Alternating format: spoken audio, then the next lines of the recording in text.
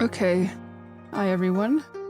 My goal is to get through the game, try to be a little bit more communicative about my thought process. I do feel like sometimes I sound like I have a TBI because I pause a lot when I'm speaking. And it should not be too much of a problem, but yeah. Anyway, I did fail at my previous attempt. I was going through a storyline dungeon type of goal deal thing, and I failed at it, so I have to redo it, which is a bit disappointing, but you know what happens. So yeah. It's almost like 90 degrees Fahrenheit. 92, actually. Outside. Oh, wait. What was I doing? Oh, I have to appeal to Jinging or something. 琼花芳草，软玉温香。So 深宫之中，顺从地做好你的工作吧。 this is a lot of 除此之外，你还有什么 politicking. 利刃藏于花泥， Oh, we have 见 to 不得 fight 光 the 的东 mobs. 西，干脆就永远 Ooh, 埋在 yeah, 这 that 里 was 吧。 a thing. I believe... Okay, so the first step is getting the buffs that I need. Okay, I believe... Ooh, that's not what I meant to do. Probably need to... Well, I don't need to heal myself.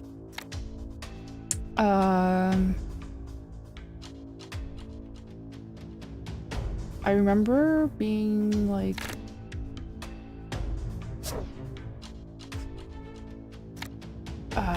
triple notes. Maybe I have to re-roll. Let me see if I can get a re-roll. Type of thing going on.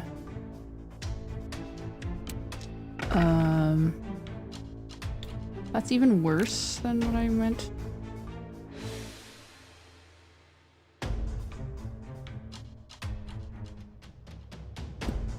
I mean, you can try and re-roll again, but I highly doubt it's... I got a lot of tigers.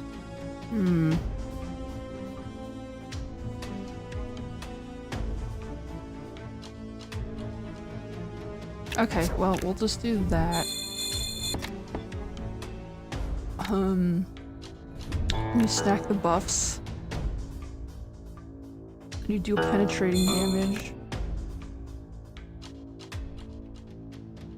which gives you a lot of stuff.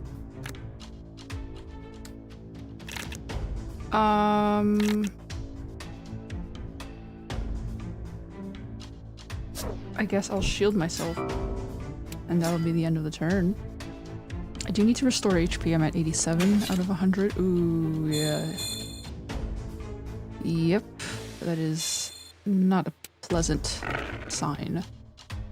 I can definitely do that. Okay, that knocked her out. Good news. Could do damage to him 3 times. Oh, okay. I guess this guy's OP enough. He can finish the battle in 2 rounds. I don't like having like half HP though. That's kind of uncomfortable, but... Oh, okay, the onslaught continues. I forgot about that. Got some nice sexy guys here. We can hang out with all of them, right?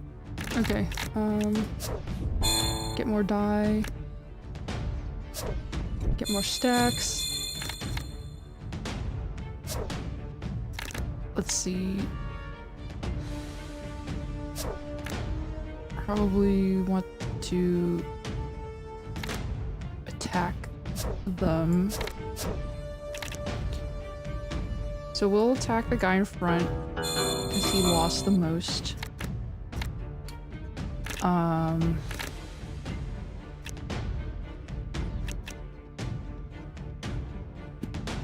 And then we probably want that. Right, so we would put all of that here to gamble.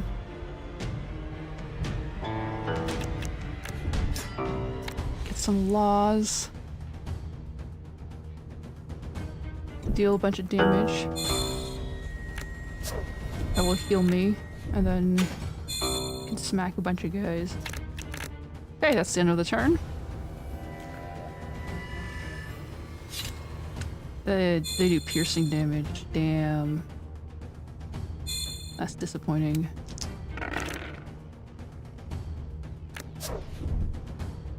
Wait a minute.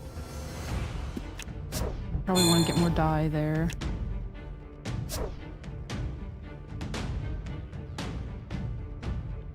Well, actually, I want to heal myself. That's what I want to do.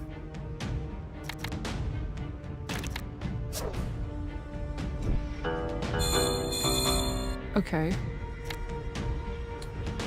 That didn't do anything. I should have done that one first. Oh, okay. Yeah, it's kind of surprising how much more tools you have at level 17 than at any other level. I'm just like used to playing as if I'm level like 2. Right. Stay silent. I think that was the correct choice for this one. She likes strong, silent men, apparently. So you have to pick silent. And then you have this like really long ceremony. Oh, I've been through this like 3 times already, so it's a little... Yeah, stay silent again. Escort her to leave. Event. And then she's a nerd. She's an acupuncture nerd, so make sure to give her the object that has health benefits, or is purported to have healing properties. Then you do the... this is story flavoring. Then you have to kill or arrest the disobedient servant. Okay.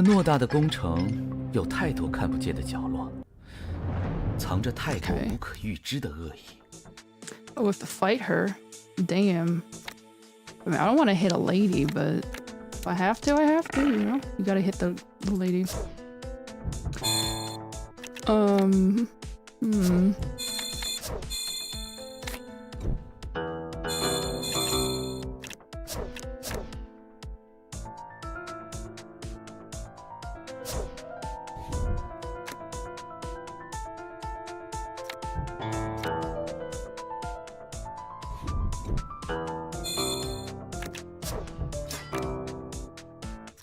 Oh, this is overkill, but we would finish her off anyway. Okay. So we defeated the disobedient servant who is conniving this whole time. My corridor, why? So now we have this event. 我时常在想，你们眼中的权势和美色，究竟有多大的力量？ Let's see. You have to withdraw your hand.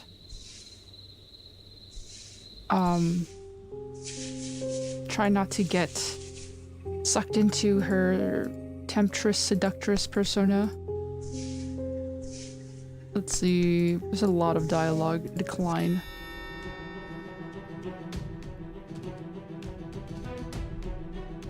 It's now an event. 今天不是什么好日子。 Oh, you have to fight in a ring. She tries to kill you. Oh no, this is even more fighting, man. Okay, alright. We're in a slave pit where, we do the usual strategy where we build up as much die as possible. I believe...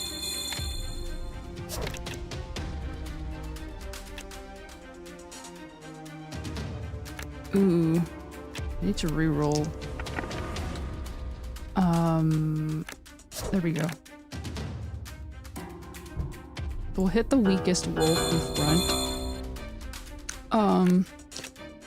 Then prepare everything here.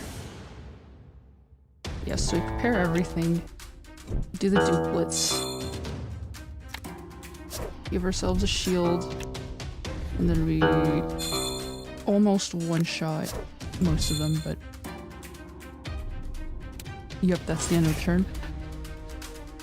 Right, you have to stack up as many notes as you can for this skill to do the most damage.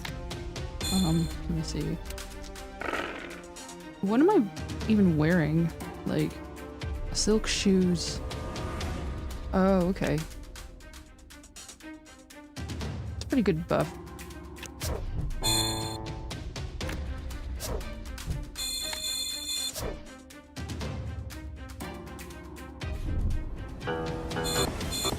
Ooh.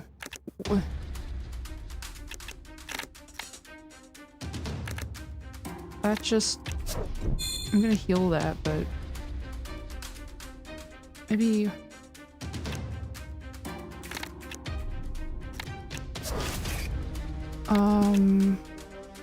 well...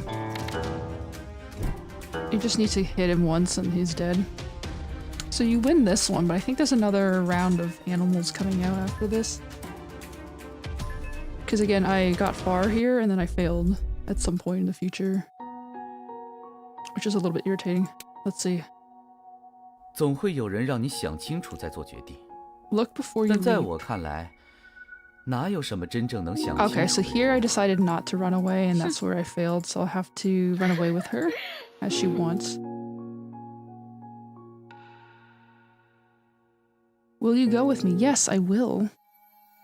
Alrighty. Oh, how romantic. There's like an aura of perfume and magic. Ah, yes, okay. I remember your question. Would I make the same choice if I knew what would happen? You grasp her hands and look into her eyes. I didn't know the answer at that time, since I had always lived alone, and all my decisions were made by and for myself. If you ask me again now, I would say no, because now you are inviting me into our decision, and my choice will lead to a future that belongs to both of us. Will I regret my choice if it leads to a bad result? No. I've already made my choice at the moment of deciding to be together with you. My dear Quarter, do you know that? I like the look of you when you play Guqing, and I also like the expression when you say those words. Your twinkling eyes touch the softest part of your heart. Would you like to say more to me? Okay. You smile gently. We will have plenty of time, and I'll speak all of my words to you. Then. Okay. So we're escaping through this harebrained plan. Empty streets are so quiet. They're so quiet you can even hear each other's heartbeats. Your plan goes through much smoother than you anticipated. Today's royal guards are slacker than during ordinary days, than usual. They're slacker than usual. And you make nearly no effort to sneak away from the palace city. Soon you will arrive at the destination. The city gate is just before you. Ah, yes, the heartbeats. You can hear the doki doki. It's actually kind of horrifying. Because, like, I mean, I guess heartbeats are supposed to be romantic, but it's also like a horror trope to have your heart rate increase. Anyway, you and Jingying feel the sweat in each other's palms. You exchange a look and grit your teeth, trying to dash to the gate. You also decide to bring the guards down before they can act, which is also a part of the plan. A broad world lies waiting outside. Then you will be able to do whatever you want.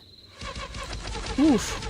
Smack, smack, smack. However, a series of piercing sounds ring out in all directions just as you are distracted by the rosy thoughts. Several powerful bolts dart to you from totally different positions. It all happens in an instant, plucking your Guqing too late, and you can only lower your body with Jingying and roll on the ground trying to dodge them. The bolts whistle above your head before you stand up. You think you have escaped the attack, but soon an odd warmth comes from your palm. The bolt runs into Jingying's arm. Horns resonate under the night sky as countless torches light up and flow to you from streets like fish in rivers. You're encircled by them, and their flames even turn the night into a dazzling day. The gate tower is also lit by torches.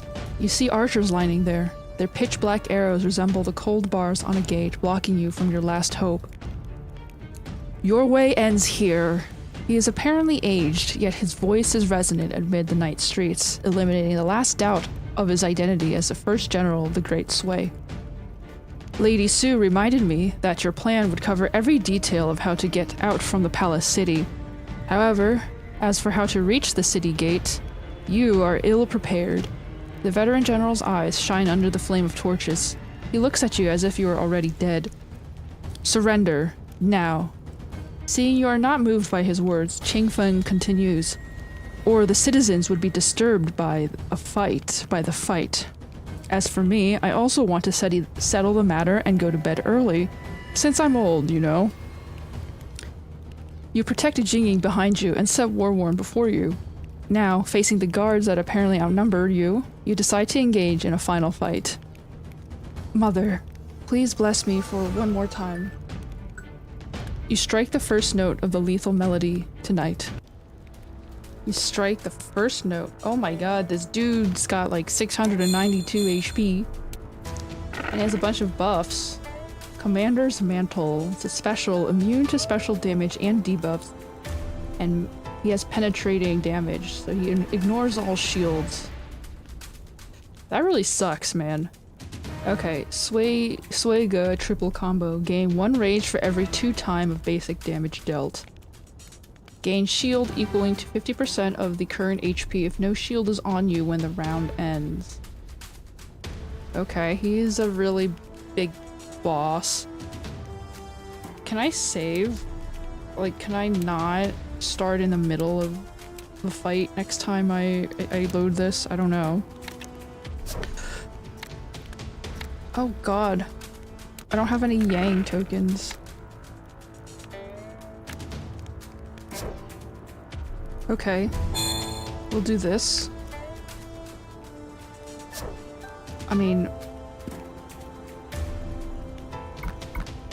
I'm gonna reroll one more time. I mean... Okay, this is fine.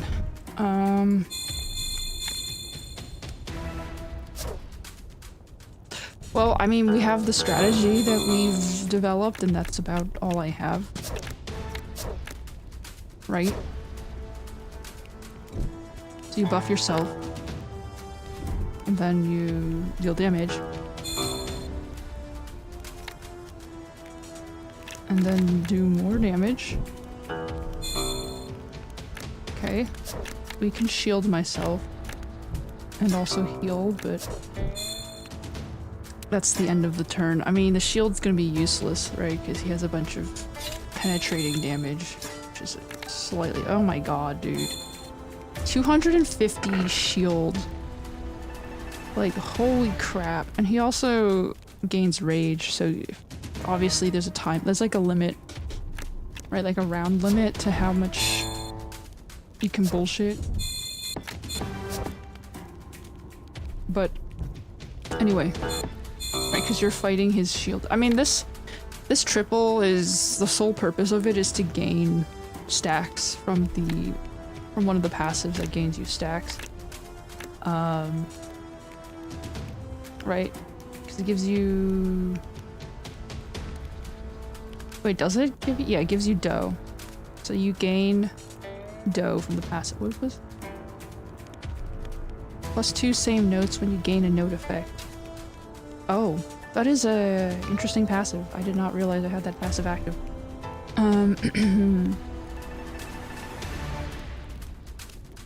Get a note effect. Everyone kind of buff. What was I looking for? Yeah, so for every attack you do, you gain 2 dough. So you actually get 8. That's actually cool. But anyway,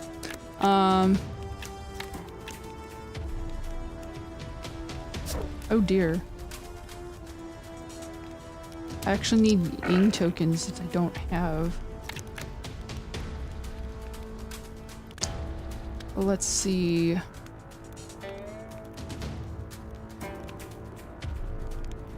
Well, it's more important to have this than it is to do damage. Okay, we'll re-roll and see if we get one, but it's not really a big deal. You can put 3... does that even work? Like, if you put 1 here, like 2 Yangs equals a a ying? Like, I'm a little bit confused of how this works. Right, like, why is it that 3 bean tokens equal yang? Is that part of the tutorial? Tokens. Dice special effect. Oh, if you have 3 yangs, you may cast any skill despite its requirement on dice types and numbers cost. Oh, okay, that's the exception here. Well... Okay, we'll go with that because we need to get rid of his HP as much as possible. Like, we don't want him doing ridiculous stuff, like gaining more shield. Oh, he only gains shield when he doesn't have shield. Like, what is that, dude? What is that damage?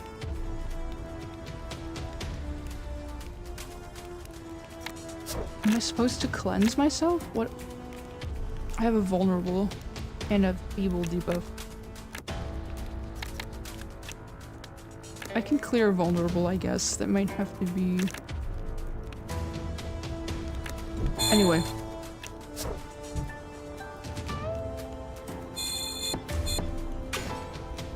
I'm gonna reroll, but... I mean, it should clear itself in the next round, so it's mostly the feeble that's killing me, because I do less damage.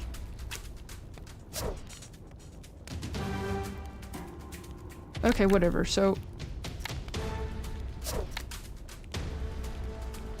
So we'll do this. Right.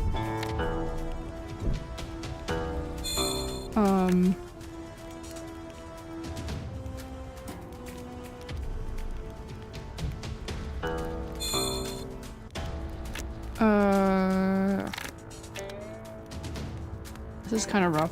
We can reroll and see if we get another... Nope. Did not get a single guy.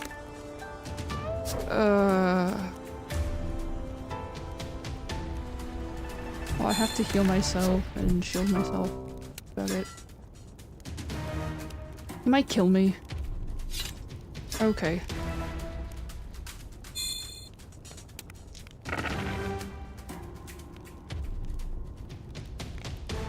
Oh my god.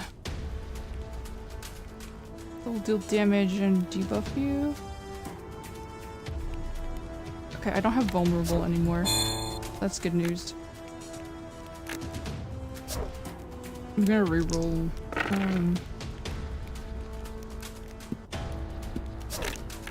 Right, get as many buffs as possible. He just blocks all of them.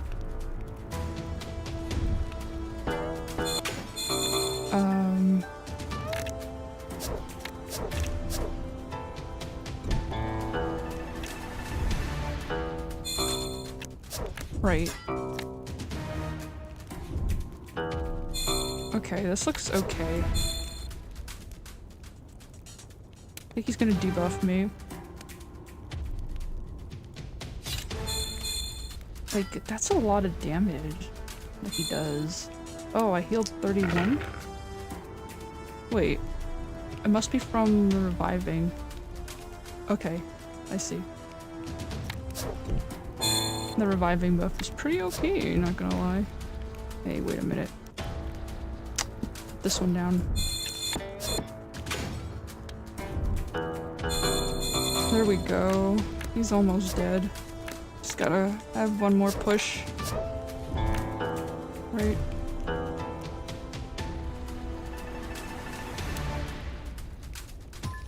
Okay, so it's good to know that I almost died. He does a lot of damage. No need to pluck the instrument, since the strings in your mind are entangled. You are heavily wounded. Ooh. Is he like telekinesising those weapons or something? Oh no, it's just someone holding an axe next to his body. Qingfeng is indeed the Great Sway's first general. He never directly fights against you. He only solves your every attack with flawless defense. At the same time, his troops keep harassing you under his command, and now you are nearly exhausted. You won't win against the dozens of thousands of soldiers if you fight alone. A shriek and a dazzling light. She appears before you as the untamed fox once more. just like the first time you saw her. My quarter, finally you are on my top. You've never did it before, right? The fox named Jingying carries you on her back, and you feel an infusion of a soft yet firm power.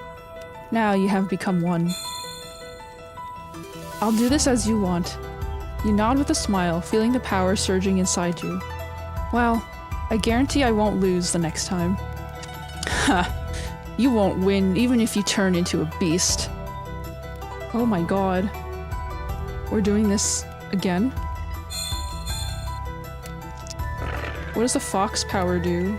Like, I never got a chance to see it. Oh, clear commander's mantle.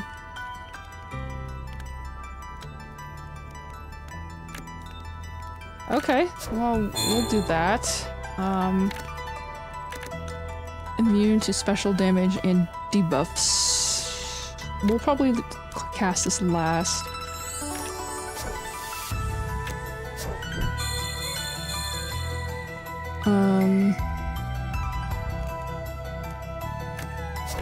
Reroll, I guess, just to make sure we have something going on.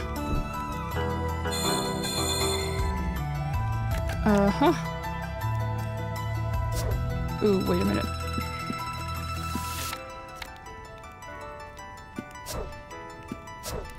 Let's see.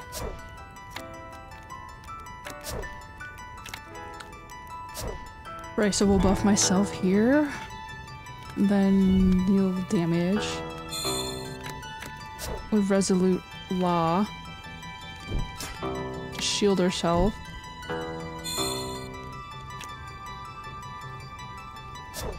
We can clear that.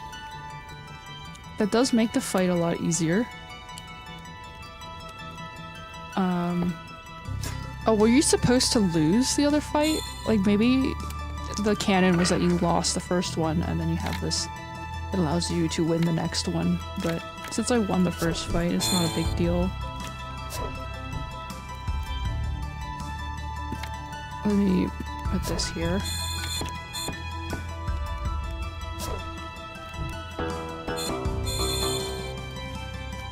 Mantle recovery. The mantle will come back in 3 rounds. Okay. It comes back. Damn.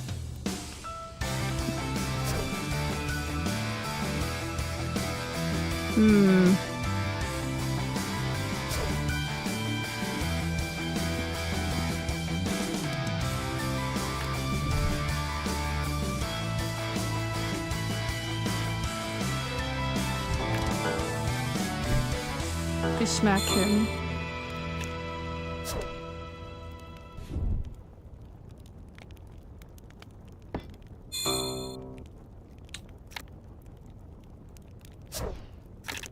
Yeah, that's not gonna work. I'll heal myself. That's a lot of damage. Oh gosh. He gets a lot of rage too. Okay.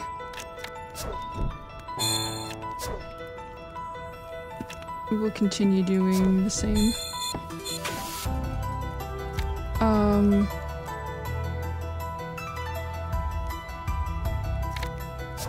And we will hit him 3 times.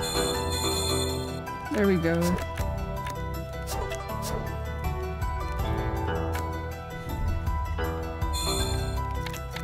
That does not... Okay.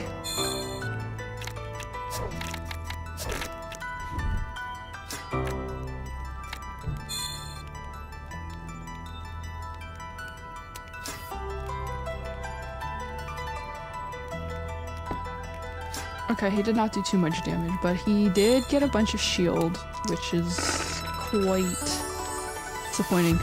Alrighty.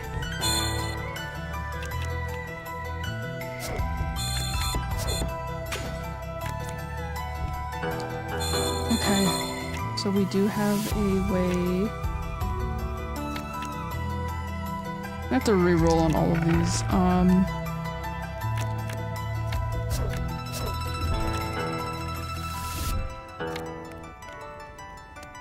Ooh, that was a little bit less nerve-wracking than the other one. Okay, looks like we've won. Yang Yang Turner, gain 1 Yang token. That's pretty useful, but not as useful as my current build. Qingfeng falls to the ground in pain, his hands pressing on the wounds left by your notes. The soldiers are all acting on their own after they lose the command. Some are preventing you or helping the wounded Qingfeng, while others are shouting or trying to shut the city gate. They hamper each other in such a disorderly way, and you finally have a chance to escape. You just ride along your fox wife, you know? That's a nice life. Very stressful but nice. You and Jingying act in seamless cooperation and break out from the long fiery chain under the night sky. Then you head to the wilderness outside the city at full speed. However, the flame fails to reveal the dark red bloodstain on Qingfeng's blade, as well as his cruel grin. It looks like he got the last laugh, so he's like, hehe. Have we gotten rid of them, my quarter? You hear Jingying's question and hurry to look back. However, agony strikes from under your ribs as you turn, and dark blood stains your hand as you try to feel the wound. Are you all right, my quarter? Noticing your action, Jingying asks worriedly. I guess my end is near. You smile sorrowfully and continue with a coarse voice. Their blades are poisoned. Why? Her voice trembles and sobs. Why? We could only get it in the end. I thought we escaped. Yes, we escaped in the end. Salty drops fall on your face with the breeze. You try your best to reach out, wiping the fox's tears away. Jingying, please carry me to the place we first met. Perhaps a very, very long time has passed. You have lost the feel of your body, and the numbness from your wound has spread everywhere, leaving only piercing tingles. You shudder at a sudden chilly wind and fall from Jingying's back limply. My quarter! My little quarter! Jingying is finally exhausted by her run. She forced herself into the transformation and took Qingtao's power at the cost of herself. Now her power has been drained in the fierce battle and the run to such a distance. Jingying, you open your eyes and look around, and then you rest a hand on her. You can feel her power fading away rapidly at this moment. And finally, here is the place we first met. The eternal moon. This music is so peaceful, but you know, you're both dying. It's kind of sad, I guess. The low shrubs, the shy moon behind the clouds, the quiet stream, and the flat meadow. If they are animate, they must remember the night you spent together many years ago. Hey, my little quarter. I'm so annoyed to find you on my top the last time. Jingying grins bitterly and hits you with a soft punch. But this is the most exciting place to be, you respond to her with a casual answer, and both of you smile in sorrow. A tacit silence ensues. Maybe it's time to say something more important in the last moment of your lives? My quarter. I don't want to die at this moment. Her eyes shine helplessly with tears, and you feel the same. Not everyone regards death as a return after a long departure, yet the eternal lonely night will fall on you soon, just after you've tasted the sweetness of being together. You move yourself closer to Jingying with your last strength, trying to snuggle. And I like you very much. I liked you the first time I saw you. I was very fond of you. You heave a deep sigh. I've missed you since that first meeting, and I will miss you often. No matter how lonely the night gets, I'll miss you forever. You know? Jingying quivers as her teardrops stream down from her cheeks like scattered pearls. Her tears fall on your pale face, but there's no longer a breath to warm them. The stream flows silently amid the grass caressed by the breeze. Under the serene moonlit night, a young man and a fox are resting on each other. in the pure glow of fireflies waiting for their ends. A crow cries from a treetop, and it startles the magpies and cicadas away. However, those pitch-black birds living in utter loneliness will never know the affectionate gaze infused under pure moonlight. Oh my god. That's pretty tragic. Wait, so technically you die. What? I don't know how I feel about this. I mean, that's the story, I guess. Like, it's a tragedy, you know, you're dead. Okay, well, it looks like there's one more character. We have Jingying's perspective. I mean, we already know what's gonna happen, but, I guess you just have to see what she was doing while he was being a hostage. I mean, I don't know if, like, the story continues after you 100% everyone. I feel like this is like the first half. There should be like a finale. The trial illusion. I'm missing a few items, I believe. Oh, I have almost every single hat except for the Swamp of Vermin. Okay, now I'm really curious about getting that hat. Like, I want to go get it, but let me see. Guardian Elixir not obtained. Like trinkets. Well, most of these trinkets are not worth buying, but store. So you have to go to a store and buy it. Okay. Unknown camp. Shuangwu amulet. Alright, there's some weapons too. Serpentine Melody. Jingying Mission. Okay, so... Desolate Woodland. Oh, I think that's, the oracles. Like, loot. I don't even know. Is there anything I should grind for before I do the story, or should I... Armor of Odds. Unknown Camp. Armor of Thorns.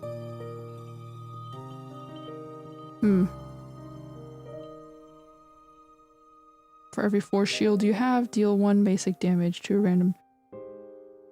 Okay, well... I think... I don't remember her build, so I'll have to... review some of it. Concealed Glow... She was a... I remember I have this weapon that multiplies the poison stacks.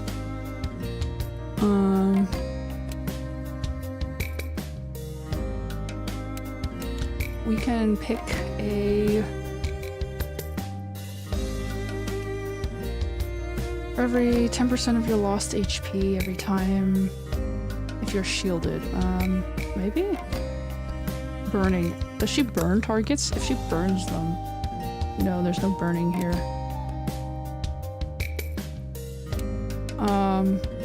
Step in Flowers. You're shielded. Apply 10 poison to all targets. Restore HP equaling to the target's poison stack. I think the passives are good, but... Gain 1 random die. Gain 1 killing desire, 1 resolute. Deal 6 basic damage. Applies 2 poison. Apply 3 poison and 2 feeble.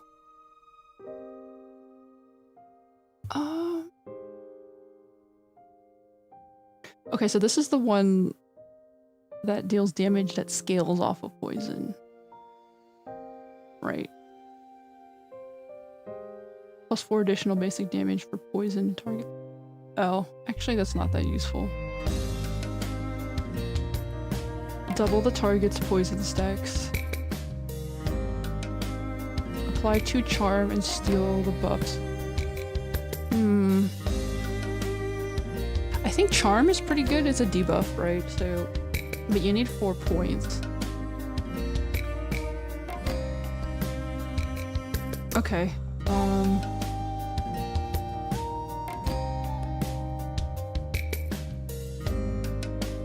Right, because the fact that this one costs HP makes it a little risky to use. She doesn't heal, so you have to be careful. She does heal if you poison yourself, and this AoE actually hits herself as well. We will use...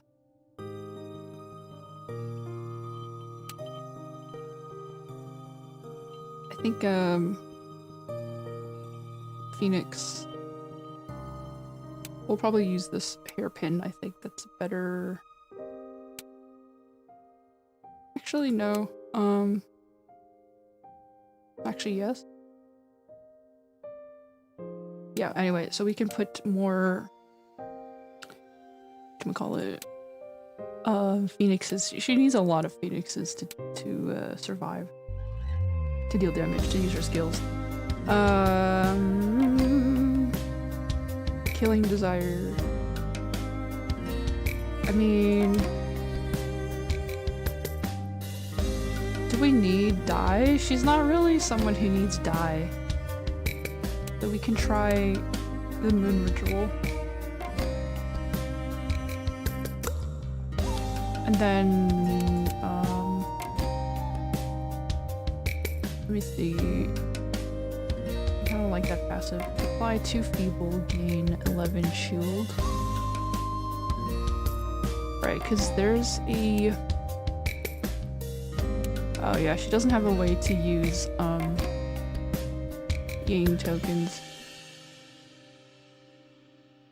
Double the target's poison stacks. Actually pretty good, but... Stealing the buffs is pretty nice though, like that's why I don't want that. Anyway, you can have a debuff. Right, if we have this debuff thingy, it's pretty good. Mystic Stone. Gain 2 random tokens when your active skills cost your HP or 2 die.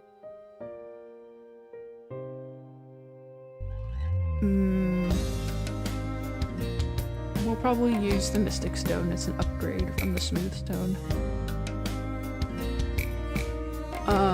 Well, I mean, you can also have... Oh, this one is actually... 3 tokens. It's actually pretty OP. Yeah, maybe I'll just use that one. Gain 2 Killing Desire when the round begins. Active skill, apply 1 burning to a random target. Let me see if the set effects from this is worth it. Deal 3 basic damage and apply 2 burning for... I don't like that. What about the Azure Wings Crown? Apply 2 poison when the round begins. Apply an additional poison to the target when you cast an active skill that inflicts debuffs. Do weapons count as an active skill? Like, that's what I'm not quite sure about. Okay, so if we put... You need all 4. That's the part that... I don't have anything else.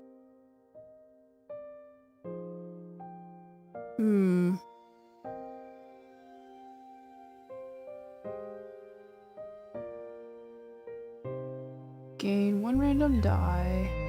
Deliver 1 attacking with active skills. Apply 2 burning.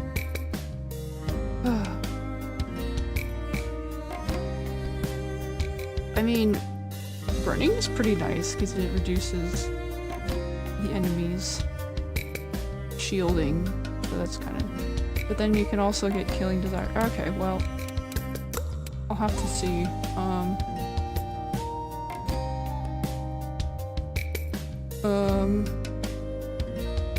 I might go with a passive skill for now because I don't think I have enough die for whatever it is that I'm trying to deal with. Anyway.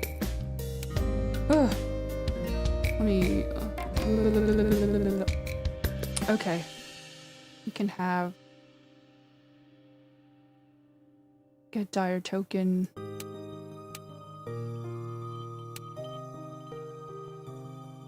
Yeah, so... I think I'll keep those shoes. Okay, maybe we'll go with healing. No. Killing desire. No, I don't need that. Misfortune bracers. You kind of add the poison thingy, right? Because I think poison is kind of like, does she gain any buffs? No, she doesn't gain any. Anyway, she's just a huge poison user, so we might as well lean into that.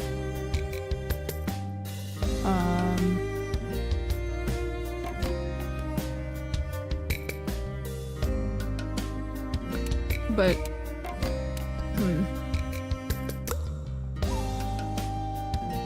does she have shielding skills? That's the issue. I don't really have a lot of shielding. Shielding is useful though.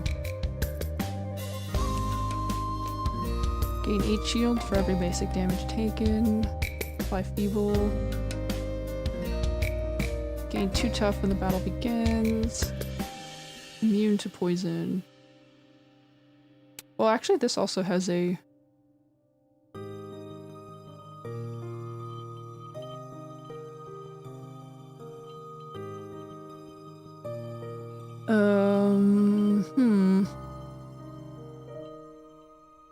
Immune to debuffs.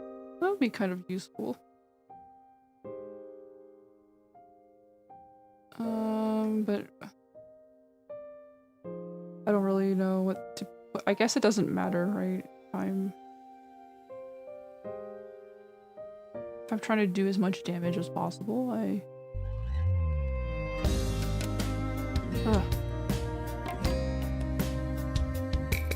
You can deal 5 special damage when you inflict debuffs on an enemy. Like, that's also pretty cool. So that's why, like, maybe stacking all in poison will not be a good idea. Because if you get an enemy that's immune to debuffs, then you're just not gonna do anything.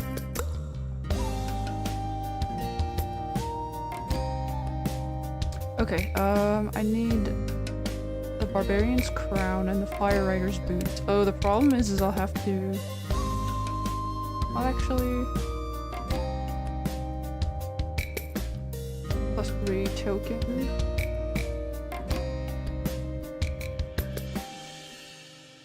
Gain 1 token when you actively remove your buff. Is there a character that can remove buffs? Like, I don't think there is. I haven't seen one that can do that yet. Whatever. Satin gloves. Like, I'm trying to figure out what character can remove buffs. I haven't seen one yet. But...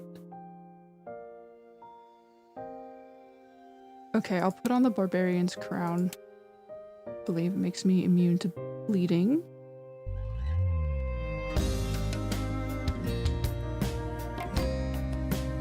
Wait.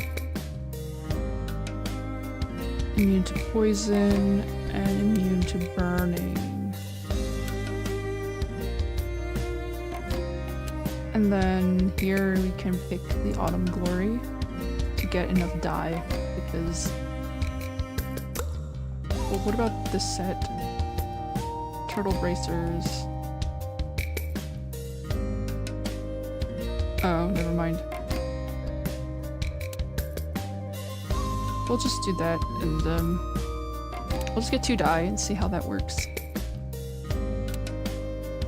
Probably add an item so I don't clear poison, clear feeble. I'm immune to poison if I wear that item, so I don't need that. Apply poison. I can apply poison. I can apply 3 burning. Or gain tokens or something. Okay, let's try this. Trial illusion.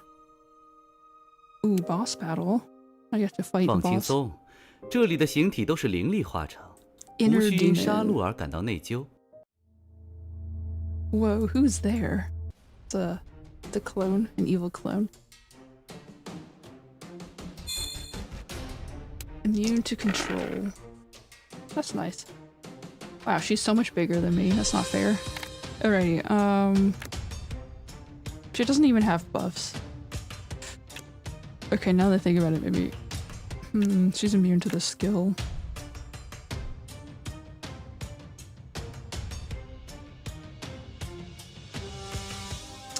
We'll put these die here.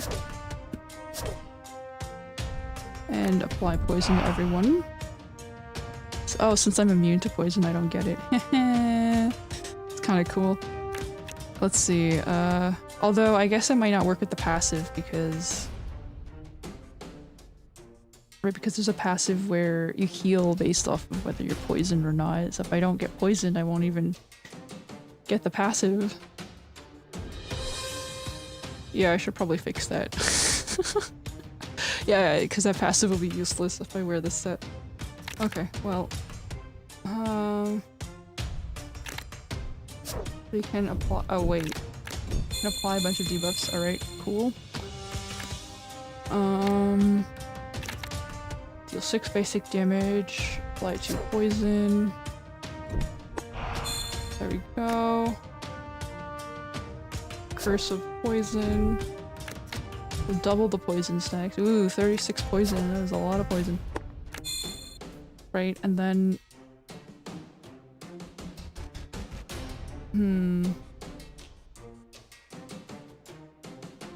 It's not a buff. I don't know. I mean, if we do this... Yeah, nothing happened. Okay, I'll just shield myself. And that's the end of the turn. See if anything gets onto it. She just got enraged. Oh dear. Okay, well, obviously I'm gonna have to apply more poison. Apply more debuffs, because why not? Apply that. Multiply your poison stacks. Steal your buff. Ooh, I stole your rage. Haha. Deal some damage. That didn't really do much damage. Shield myself, end of turn. Let's see. 141 poison stacks, that is crazy. Okay, so I will have to fix, Azure Wing Boots for every time actively dealing damage to poison targets.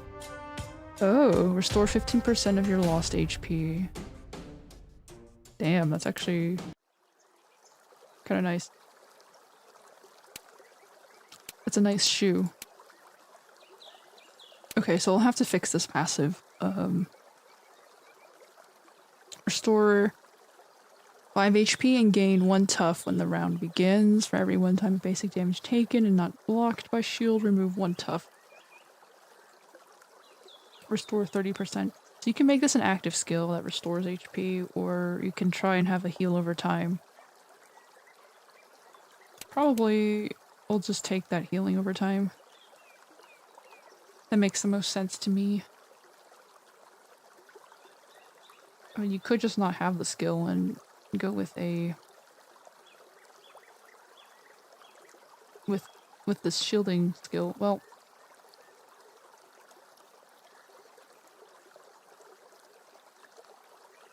yeah, I think that's fine. Let's see, this one...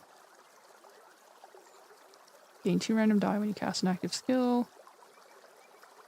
1 token for every basic damage dealt. Autumn Glory.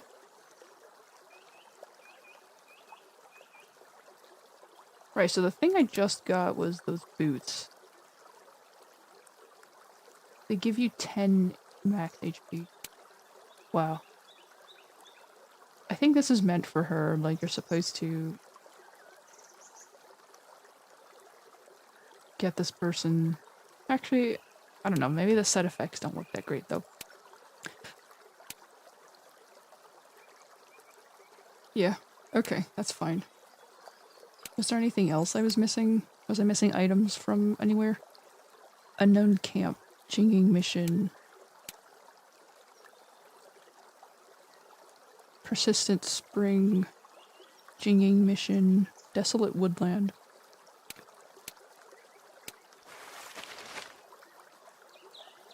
The Trial Illusion. Am I missing anything from the Trial Illusion? That is one question. Rubble Hills, Trial Illusion. I already have these. Nope, it seems to be everything.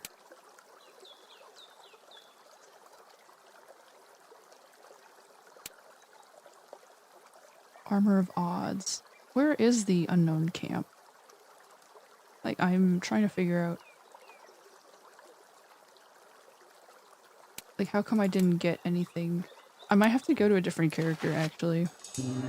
I think the unknown camp where the Desolate Woodland is with... Oh, okay, so this girl has Desolate Woodland. Skill. Gain 1 killing desire and 1 resolute. I don't remember how to play her. I think there was a boss battle here. 又一次充满未知的选择。 So I still did not get the drop from this, even if I've done it a few times. That's okay. So we'll see if we can get it this round, but if not, then I'll do something else. Okay, so we have a stackable attack. It doesn't do that much damage though, does it? So I remember if I use this multi-hit, we got a lot of debuffs on them.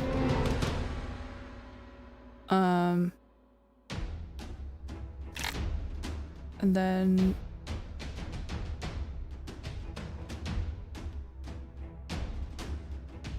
apply 2 bleeding and you get dire token from active skills. Yeah, I don't remember the build that I did here. Okay, we can try this. Oh, I think this buff is kind of useless. Okay, well, I'll just give myself a random die.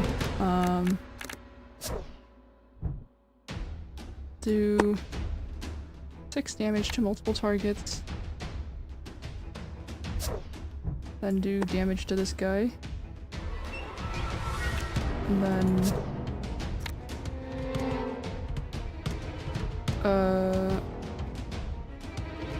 we can reroll and see if we get another Yang token.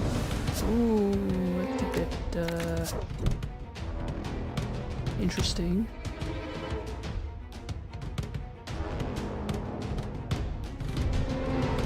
Okay. I remember how this worked. So this would be the final hit.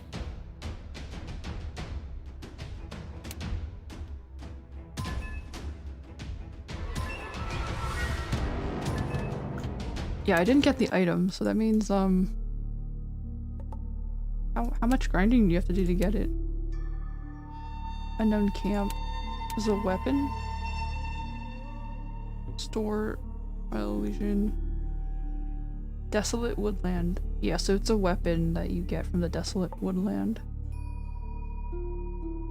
Oof. I have never gotten it.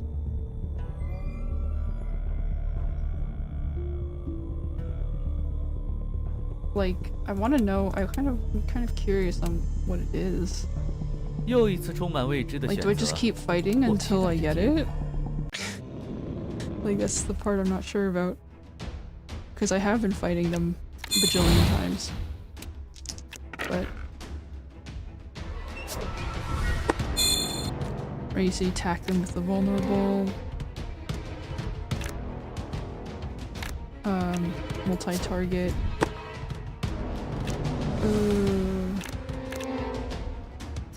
I need this. We can try re-rolling, but I don't know if it's gonna do anything.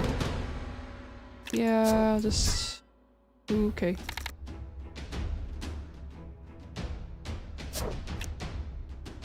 Do penetrating damage on all of them.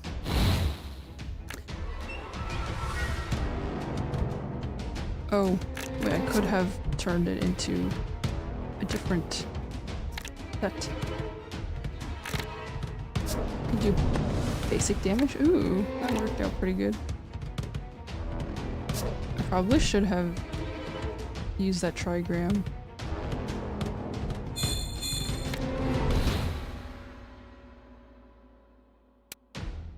Okay, so even with like weird luck, I can still finish it in one round, but I don't get any weapons, so like I'm not sure if like is it possible for me to get these items, or am I like screwed out of it? Like that's the part that I'm not sure. Okay. Gain 1 random die. 6 basic damage, apply 1 burning.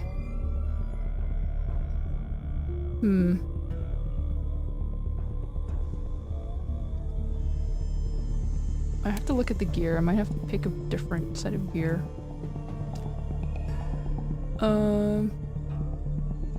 Apply 2 bleeding to a random target. Right, the nether breath can be something else.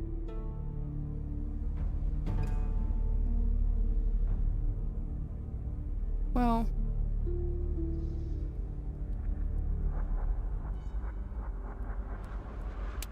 let me see, you can gain 2 random die. You use the Mystic Stone and Purple Mist Bracelet.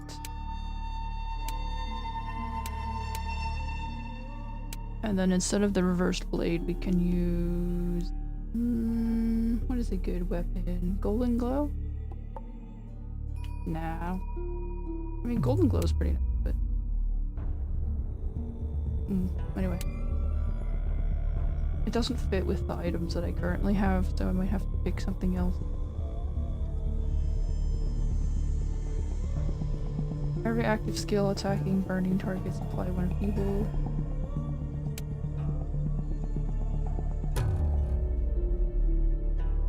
Apply 2 vulnerable. Feeble. I mean, I think Weathered Talisman fits this character.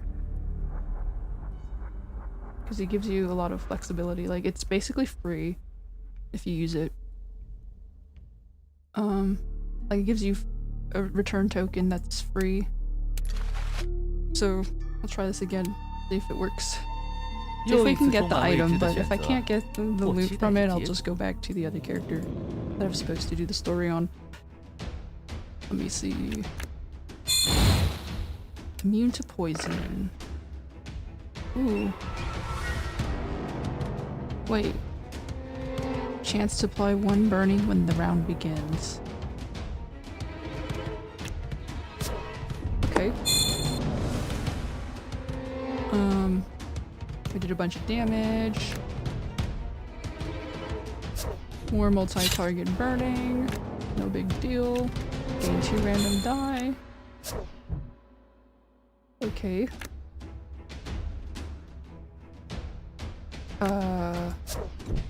We can get another die. Kinda cool.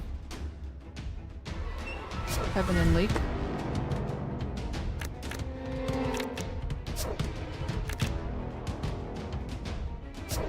Myself a shield. Do some damage.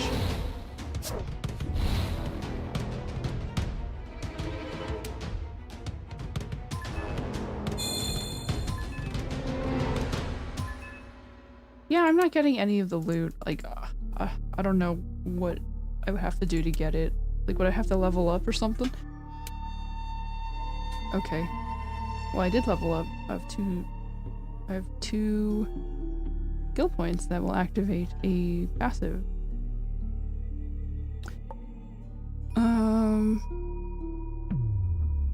Gain 6 shield. Resolute. Apply burning. I don't really like how these are very expensive skills, though. stackable. I mean, you can just ignore it, I guess. Right, you can, I guess, just purchase this skill. Okay. Cool.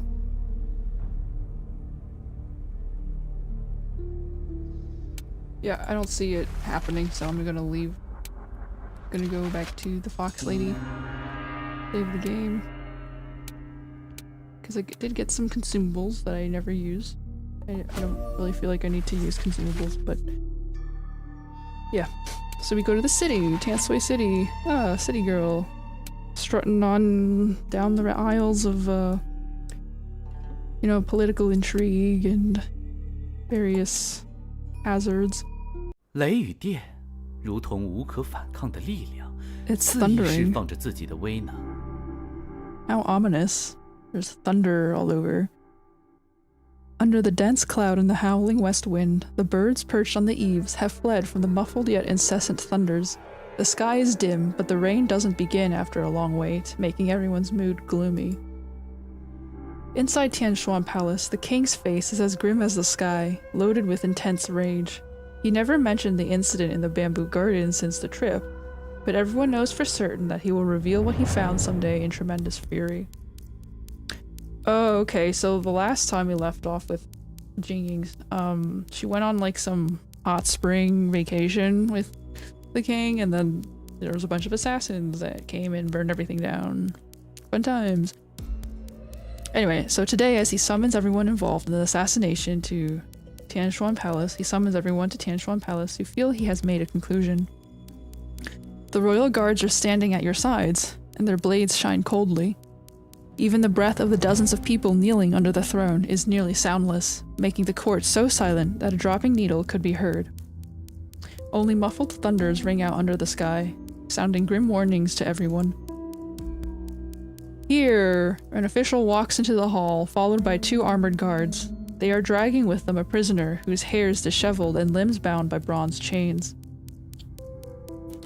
She's the queen. Some keen people notice the face under the disheveled hair, and they shout in lowered voices. Okay, they talk loudly while being quiet at the same time. Very cool ability, audience, right? I would like to be able to do that. Anyway, everyone's eyes are fixed on the prisoner being dragged.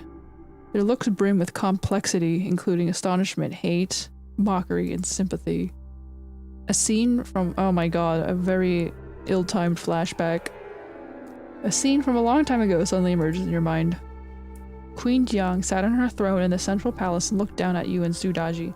As new ladies, you went to visit her that morning and were conferred titles and ranks, but you never expected the fates of your 3 to be crossed again today. Oh, it's the former queen. Okay. Queen Jiang is a prisoner, so she's behind the assassinations. That's very unexpected. You sense someone's fierce gaze, and you raise your head. Though her eyes are partly blocked by tangled hair, you still feel the queen's resentful, haughty look towards the spot where you stand. Her resentment is mixed with spite, as if she were overwhelmed with a killing intent after suffering a great wrong. Huh, she still has enough energy to be resentful, alright. Perhaps she also wanted to kill you in the bamboo garden that night. You turn to Daji by your side. Oh, you turn to Daji at your side by instinct, only to find her condition also is somewhat strange. Her eyes are evading the pitiful queen as she fixes her gaze on a spot under her feet, quivering slightly with hands clenched to fists. A notion suddenly comes to your mind. Queen Jiang is not looking at you. Instead, the target of her bitter gaze is Daji. Well, yeah, because Daji is a presumptuous and sly kind of smooth talker. Ooh, the screen shake. Wow. The queen, by the surname of Jiang, colluded with personal forces and killed palace ladies, and she made a failed attempt to murder the king.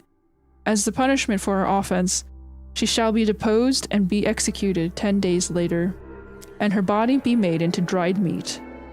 Oh my god, these people are like cannibals? They're just... Okay, well... Hearing the announcement, the resentment on the queen's blood-stained face finally gives way to a dead silence. Has my summoning been sent to the Eastern Count? The king asks emotionlessly.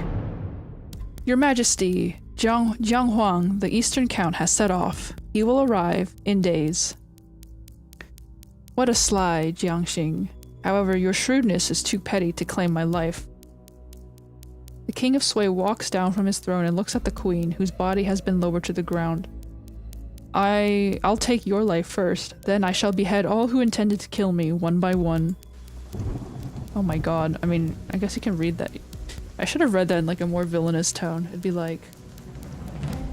nah, that's too cheesy. Never mind, it's too corny. So anyway, I'll just move on. Another muffled thunderclap. The downpour finally begins.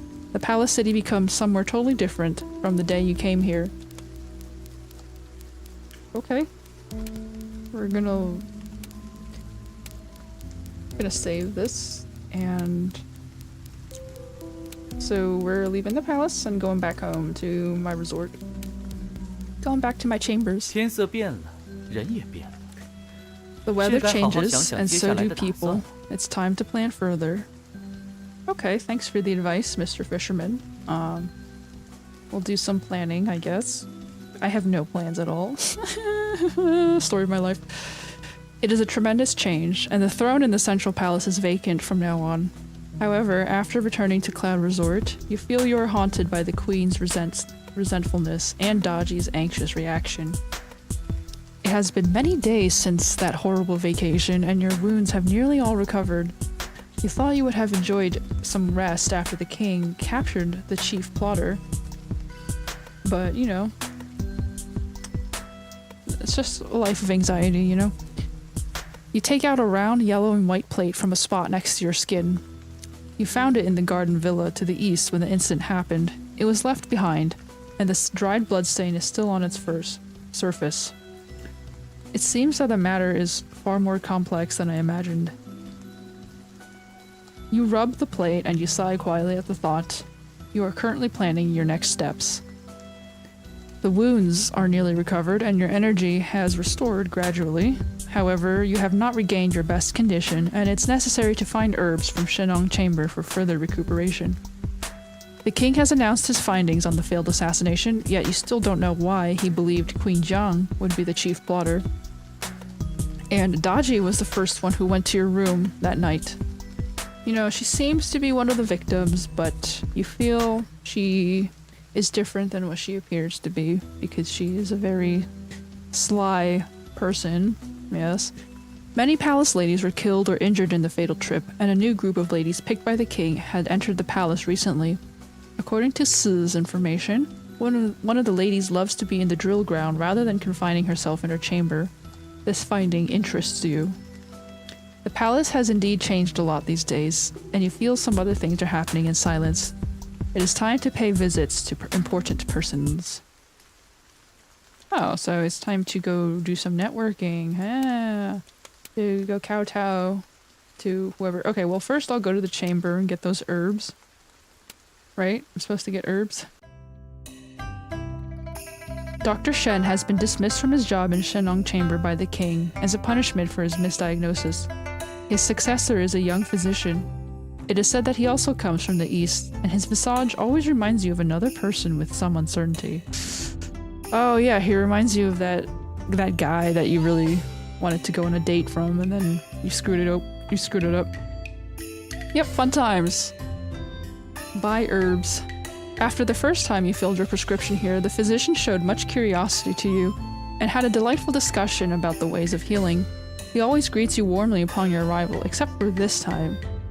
Is something troubling him? The petty physician grows even more indiscreet. He even asks me to fill the prescription myself. You hurry to walk to him, trying to figure out what he is thinking. You notice a record from the slips on his desk.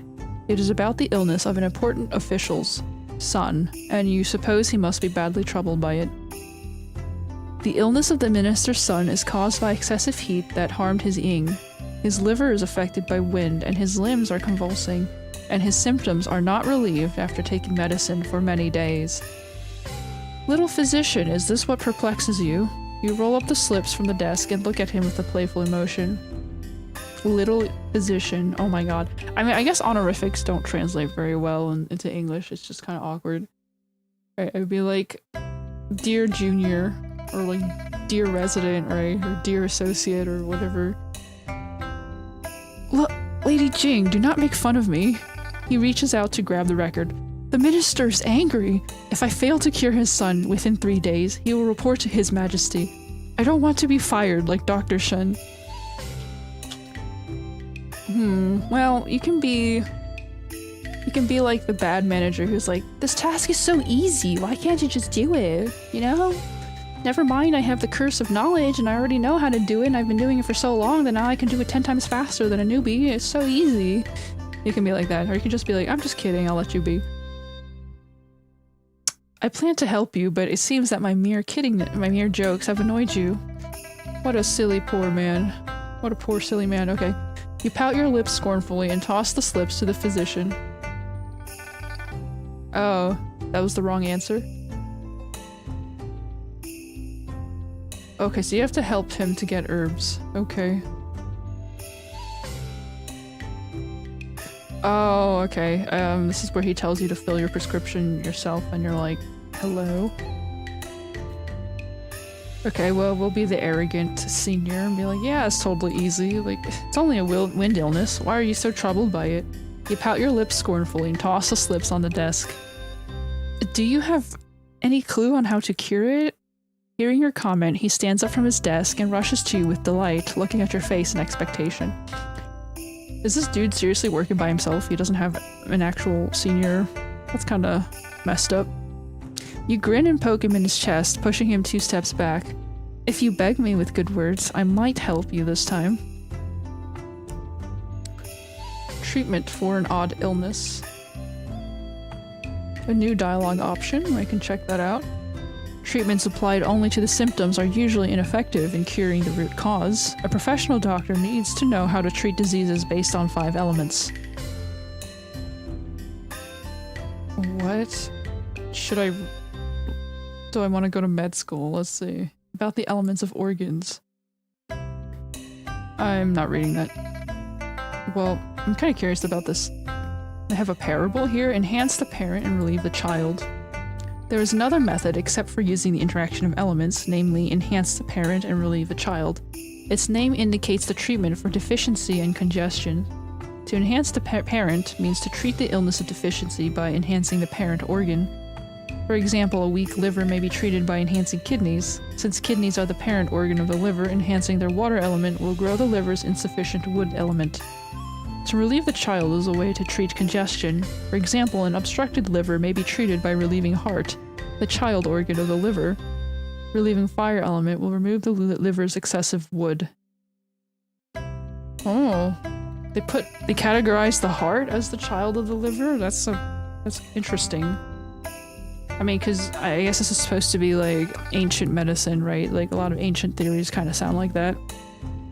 Like there's like air element in your veins, right? People are made up of air, right? It must be, if you take in a breath, that's what like the Greeks believed in. If you breathe, you must have air running throughout your... I mean, I guess that is true. You do have oxygen in your red blood cells, so it's not completely false, but usually it's... Your veins are mostly made of liquid, right? There's not really air running through your veins in the way that you would think. But anyway. Do not take medical advice from a video game. That is probably number 1. So we'll just do the quest, a medicine for an odd illness. Have you found the treatment, Lady Jane? Seeing you are lost in thoughts, the young physician asks tentatively. Oh, wait, you actually have to... Oh, this is gonna be a quiz. Oh dear. Still need some time. A treatment for an illness. About the interaction of elements. Oh, so you have to know about this like rock, paper, scissors thingy. Metal counters wood. What? So wood benefits fire, fire benefits earth, earth benefits metal, and metal benefits water, and water benefits wood. That's like some Pokemon typing stuff. Like Pokemon typing, like jack shit. I don't even know. Oh, I don't want to remember this, man. It's an RPG. You know, RPGs tend to be system heavy. You know what? Whatever. I found it. Yes. It's totally. I'm totally actually a doctor. The patient's symptom is convulsion, which is caused by a wind evil in his body. A wind evil tends to rise upwards and outward, and it is an illness of congestion. The crux of the illness is on the liver, but the liver's excessive wood comes from the excessive water in its parent organ. Therefore, you have two choices. One is to allow the parent and child method and remove the excessive water by relieving the element in its parent organ. The other is to counter water with another element using their interactions. Soon you make a decision.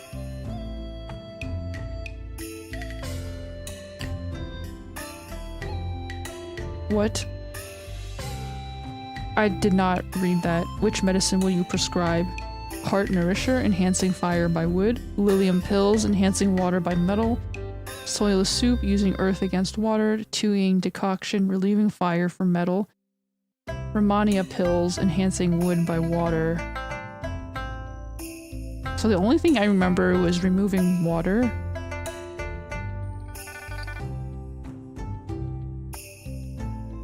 Soil soup.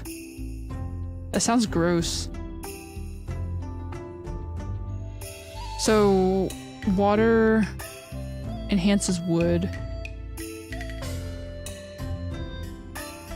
Or you're trying to reduce the water. Enhancing wood by water.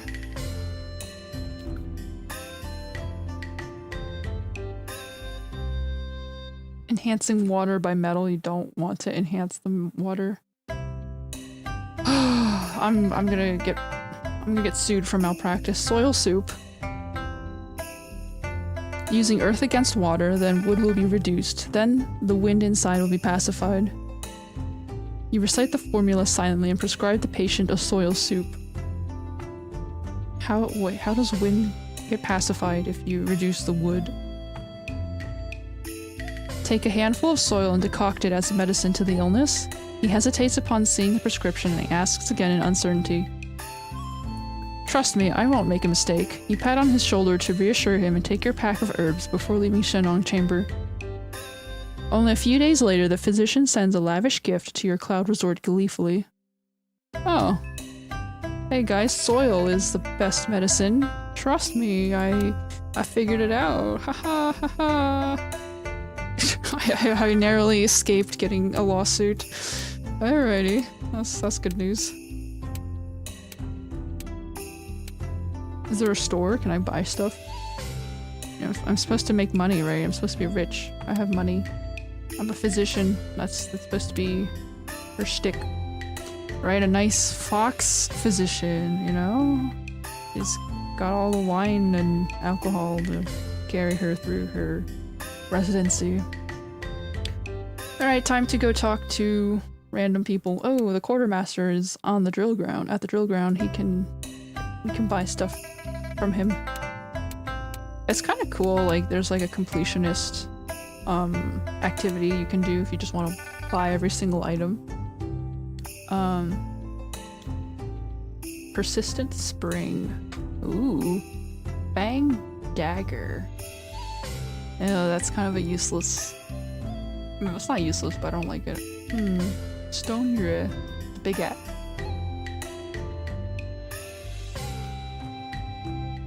We'll just buy this weapon. It looks cool.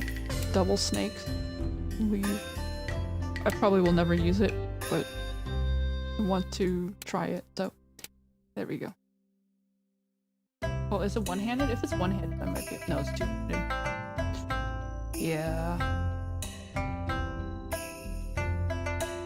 It's a shield. It's a two-handed shield. Oh, okay. Xingzhou. 命运总是会让有趣的人在此相逢。 Fate always drives interesting people here, doesn't it? You walk to the drill ground with interest, yet you are not hoping to encounter the lady here. After all, her reputation as a master warrior may just be a tale weaved and spread to attract the king. But the first faintest glimpse of her from the distance dispels all of your suspicion. She is extremely tall, and her stature is even more impressive than ordinary men. She is holding a halberd in her hands. Its blades glow with a golden sheen under the sun.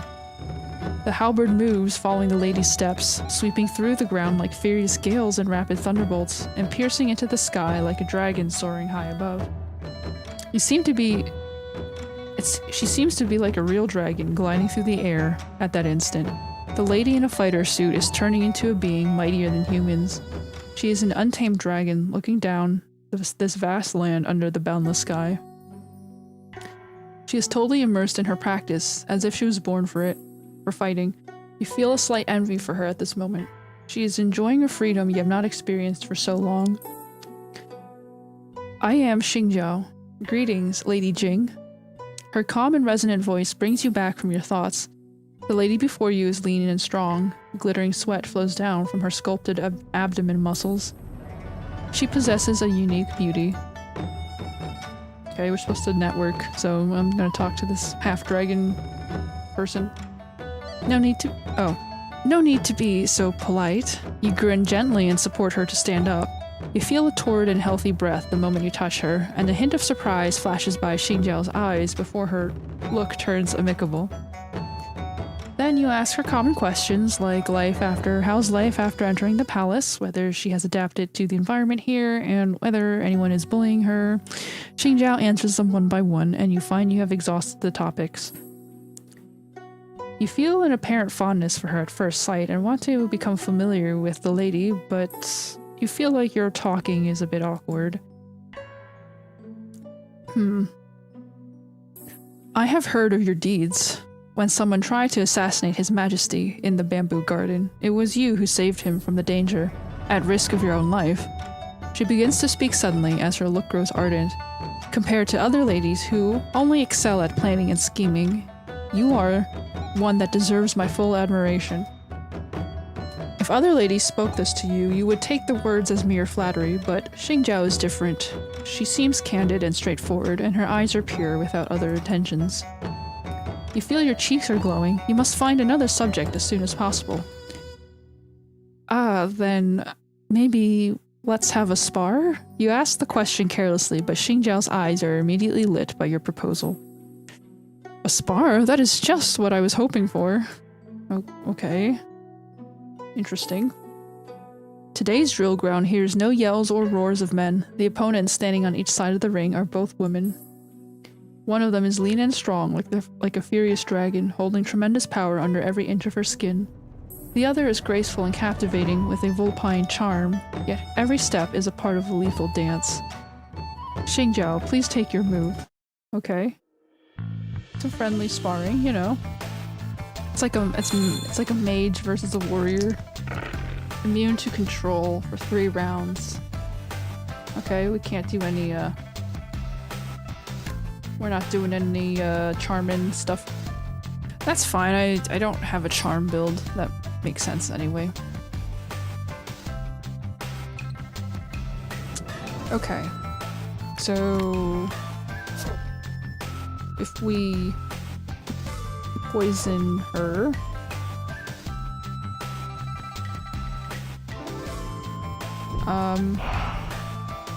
okay, we got her poisoned. And then...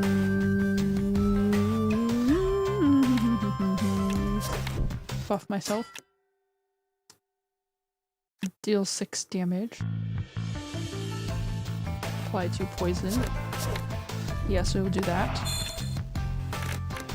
Oh, I should have casted the debuff first. That's okay. Do that. And then... we will curse her with poison. And that is the end of the turn. She's already got 36 poison snacks. It's pretty oof. I got some toughness. Ooh, where's the toughness come from? I don't even remember. Oh, it's from the passive. Okay. That's cool. more poison. And then we'll do another debuff.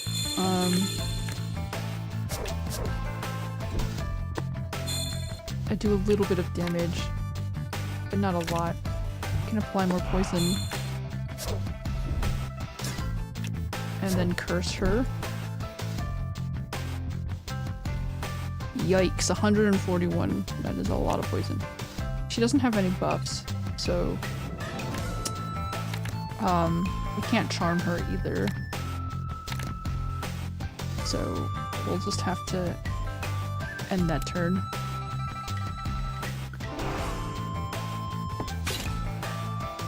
Unfortunately, she's not as I think Jingying is not as OP as some of the other characters. Like, there's like the Tengu lightning thunderbird guy that just like one-shots people. Okay, maybe not one-shot, but he does a lot of damage up front. Versus like she has to build up to right, she has to build up to it. Let me see. You can apply more poison. Deal more damage. Deal more poison. Curse her again. Double her poison stacks. Shield myself. Quit the round.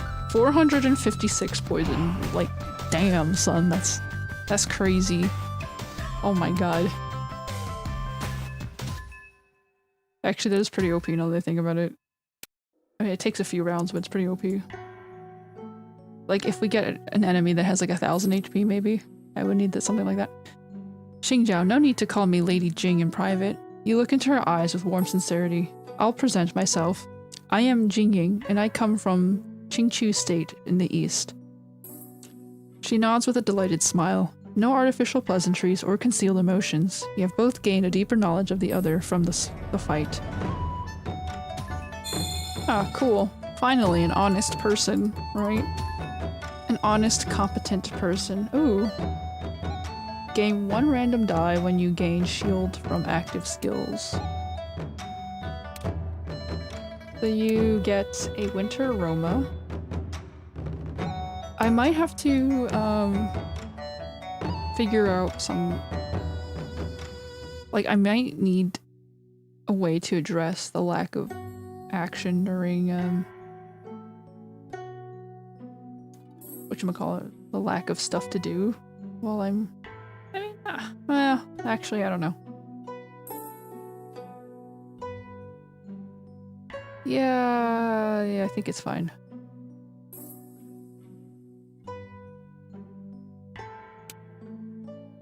Because, let me see, you can... I mean, this seems like the best, because you get a variety of skills. Well, anyway, we'll see. We'll see if I'm fine, or I'm gonna get screwed over. 天气的变化也能让人的心情也为之改 You 变。 walk back to Tianshuan Palace 真是有 again. 趣。 The brief thunderstorm is about to end. Oh, finally. Rains in summer always begin in unforeseen moments and unleash all of their power in seconds with an unparalleled fury. Oh, this is like monsoon season? It's just like somewhere in the south. That is a lot of... like a dry season, a wet season maybe. And now the raindrops run down from the tiles on Tianshuan Palace's roof, tapping gently on the steps in the refreshing air. Their little spray dispels the last torridness in late summer. Autumn will soon arrive. Your eyes sweep through the sky before fixing down to the ground in front as you whisper to yourself. You raise your head again and look into the palace, catching a faint glimpse of the king on a distant, lofty platform. Di Zhao. His name proves to be something as alien as his mind. You feel accustomed and comfortable only when you are referring to him as His Majesty or the King of Sway, using titles that indicate his power and position. And now you do not come for him too. You visit Tianshuan Palace again only for the truths you want to know. Di Zhao, the King of Sway. You report your intentions. After a brief wait, you are allowed to appear before the king. The trembling, fearful people have left the palace already. Only the lone and lofty king is here, reading documents before the throne. He raises his head to you only after hearing your steps. His eyes are brimming with complex expressions. You can talk. Gotta make some small talk. Jingying, I was planning to summon you here, even if you did not pay me a visit. He smiles and speaks in a voice much softer than before. I've ignored you in the days shortly before. Have you felt discontent? You remember the fiery night when you saved him from the garden, yet he began his investigation just after he returned, and was always cold and gloomy. He never showed affection to his saver, or rewarded her. Tell him it's understandable. Interesting. So we know this king has a very mercurial mood and mind. We can flatter him and feign confusion, but I don't know, he's like weird. Tell him it's understandable. We had such a narrow escape during that trip, and the chief plotter would probably be one of the people who went together. And it's understandable to doubt me before finding the truth, since I was also one of the invited ladies. If your majesty decided to investigate it thoroughly, it would be improper to get too close to me at that time.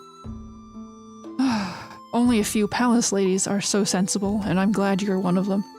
He shakes his head with a delighted smile. But I believe you are innocent, and my cold treatment is to avoid possible suspicions. Okay. Well, we have to discuss the case, I guess. You risked your life to save me that night, and I remember your deeds. He stands up from the desk and walks to your front. His ardent eyes and torrid breath are coming closer and closer. When I noticed the wounds on my mistress Jing, I knew you were the only one impossible to commit such a crime. Remember my deeds? You can only grin bitterly at his words. If he really trusted you, why didn't he tell you the truth from the beginning? And if he really wanted to investigate thoroughly, why didn't he let you, the witness to the incident, have a say? This is the first time he has spoken with such candid and amicable emotions. However, deep beneath his eyes, brimming with ardor and affection, you sense a frigid selfishness. You put on a look of profound gratitude, as if you were much moved. Then he embraces you into his chest, expressing affection with strong arms. His fiery breath caresses your ears as he murmurs his desire to you. However, his broad breast provides no security, and his soft breath is but another clumsy trick. The king never falls in love with anyone other than himself. Okay, so I guess he's, a narcissist or something. I don't know. It's like really... Maybe... Okay, so he's just really selfish. That's apparently the conclusion. You are not dreaming of unnecessary affection, since the motion that drove you here from your homeland is not love. You shake your head to dispel the unrealistic fancies. Oh, ouch! You feign a painful moan, and Deedzao releases you as expected. Then he begins to care about your wounds in a worried voice. And this is his way of life in the palace. If you want to win sympathy, you should know how and when to cry for pain. After all, the man you saved has two faces. One is expressive of affection and sweet words, while the other gave you a cold shoulder during the investigation, ignoring even the wounds that you suffered for him. Thank you, Your Majesty. I've been taking medicine in Shenong Chamber these days, and my major injuries have recovered. Only minor cuts are troubling me now. You display a bright smile, impressing Deedzao with your sensible behavior of feigning happiness under wounds to free him from preoccupation. I must repay your effort. He nods solemnly as he grasps your hands into his palms, and I remember that our first meeting took place in Shenong Chamber. You've mentioned Shenong Chamber deliberately to stir his memory of his first meeting, as well as his favor of promoting your rank. Oh, this woman's pretty sneaky. Well, I mean, she's just doing the necessary, right? She's just trying to jog his memory. He probably goes through a bajillion people every day and doesn't remember all the faceless faces. The endless faces of people. That's a blur.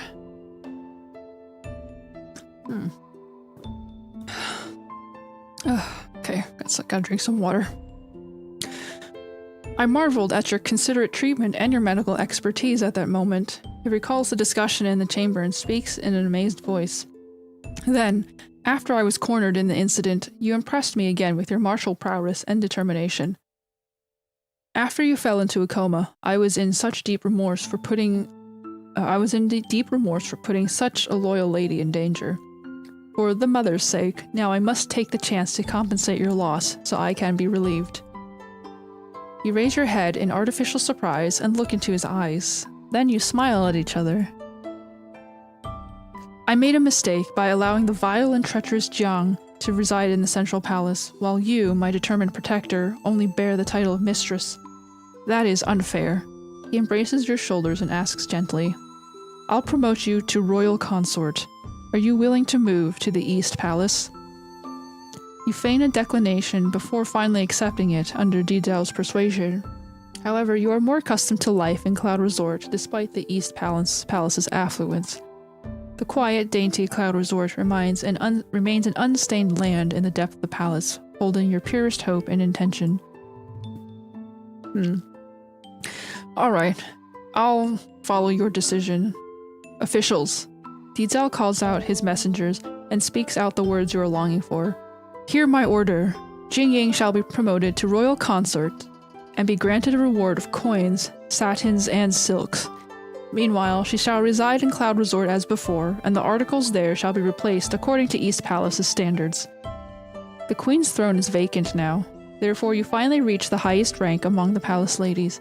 It is a grand gamble, and after staking yourself, you have become the last winner. Okay. I guess he does want to promote meritocratic peoples. You know, that's a... I don't know, the king is not a bad person. He does seem like the kind of guy who's like really stressed from having his candle burnt on both ends, so to speak. Okay, so the rest of the quest is Truth of the Incident. You are delighted by the decision, yet I notice worries on your face. Dizao stares at you with a gentle smile. Is something still unsettled? You may ask any question you want to know.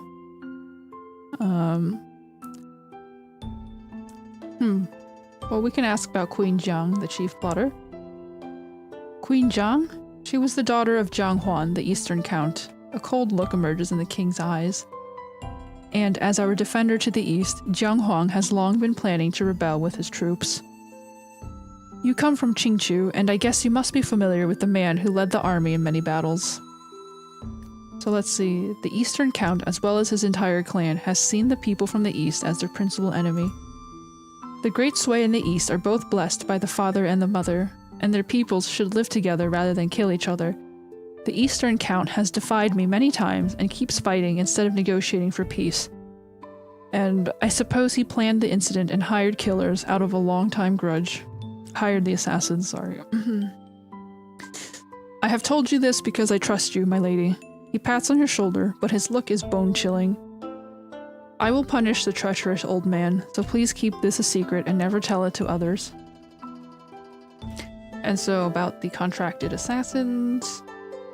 I met and fought the assassins that day, and I found they came neither from the Great Sui nor from the east.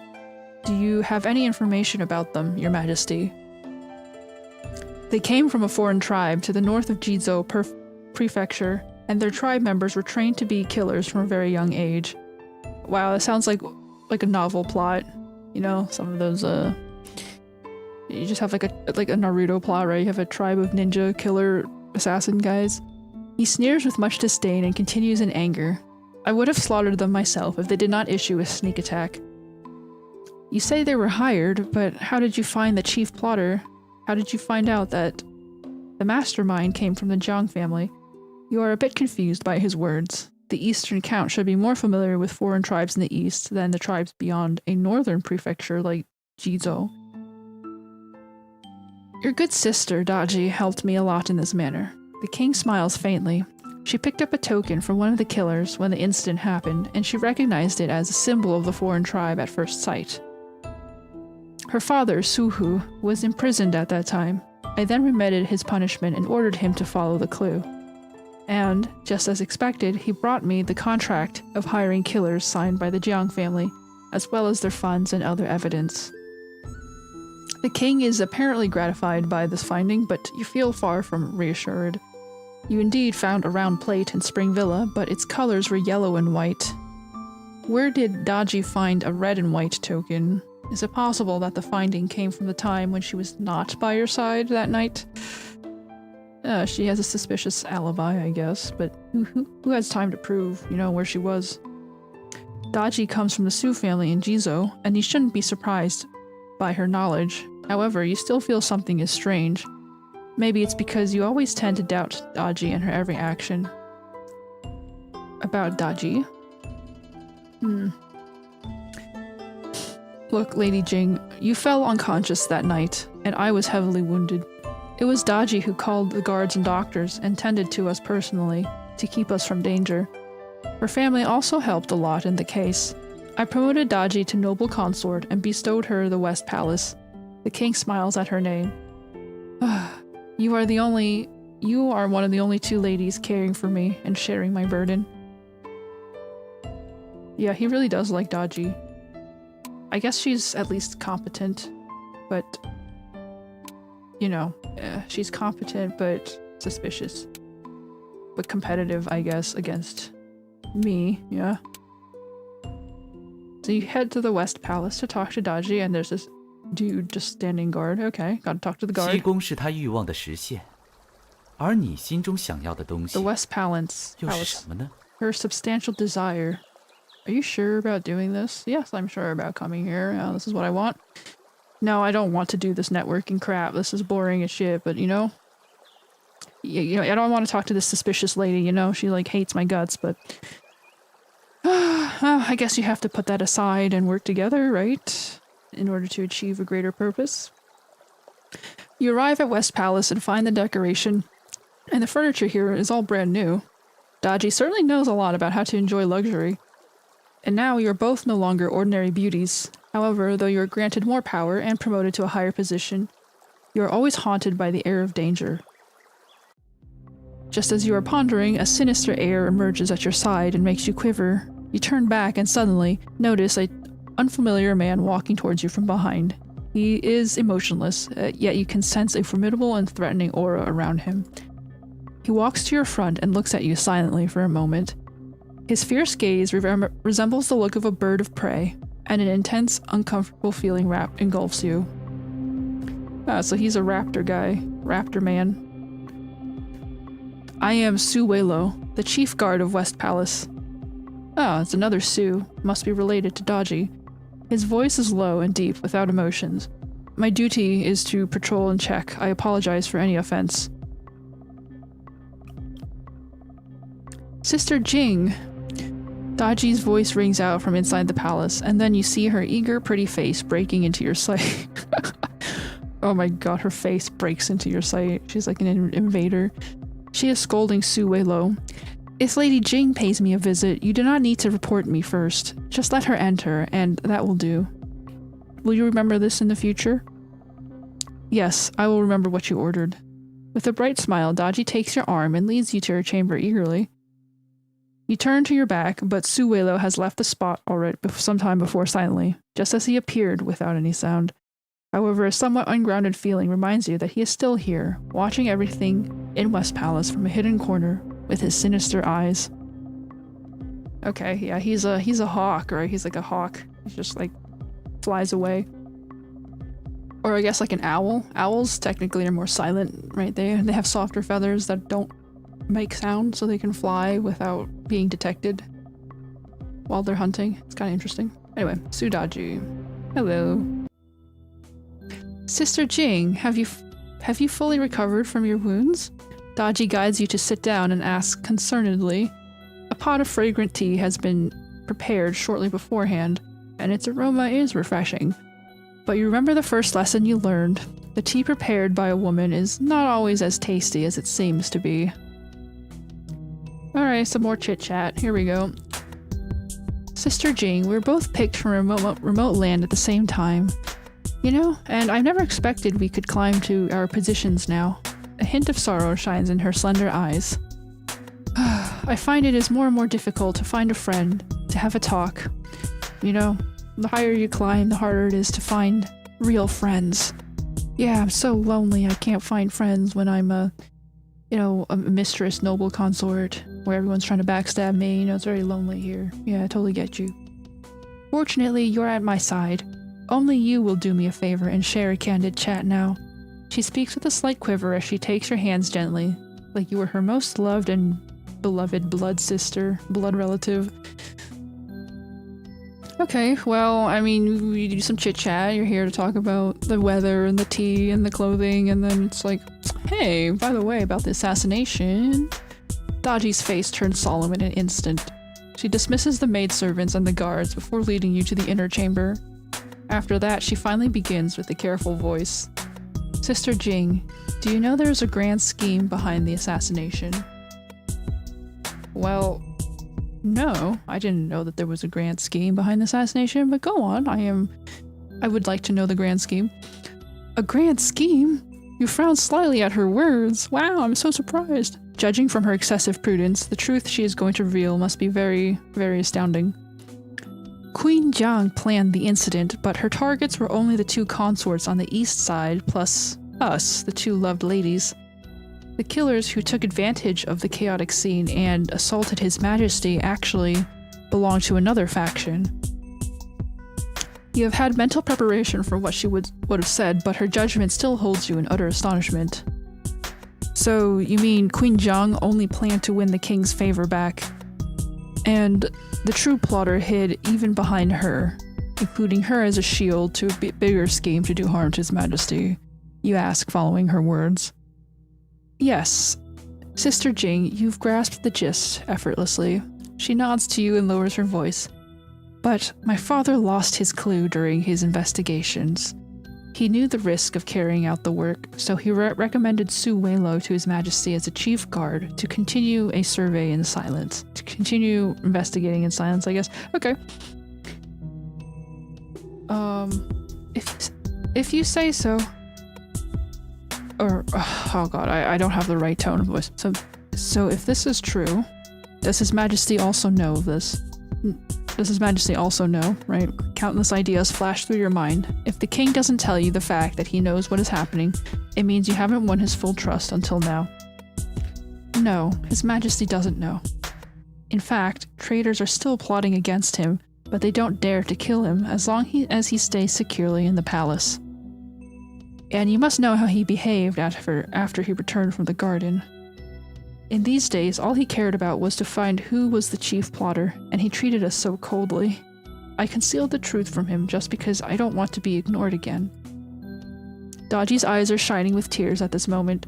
She grasps her sleeves and begins to implore, Sister Jing, I beg you, please don't tell His Majesty about my findings. You are suddenly alarmed by the sinister feeling emerging in your mind, and you want to know what happened.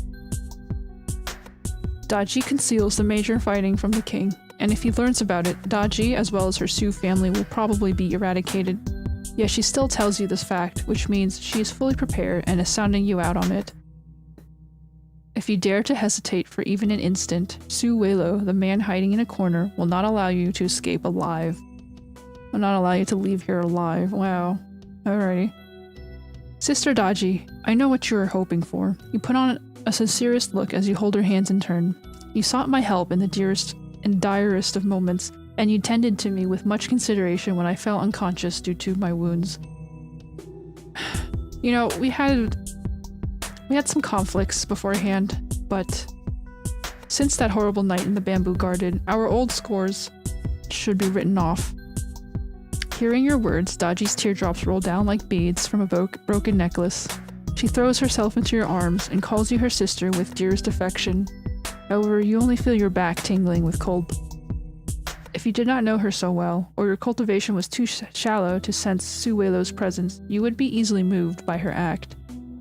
After consoling her with some good words, you feign an exchange of affection with her. Then you leave the West Palace. Okay. Interesting.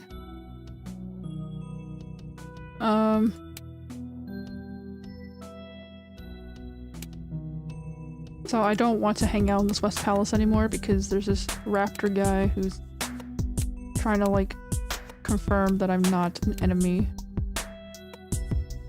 can talk to Xingjiao. Maybe she has an opinion. 命运总是会让有趣的人再次相逢， Nope. 不是吗？ I mean, you can fight her, I guess, but I don't want to fight her right now. Alright, I'll just go back to my place and take a break. Right? You go back to the Cloud Resort and take a break? Maybe I should take a literal break in real life. I need to, like... I need to stretch.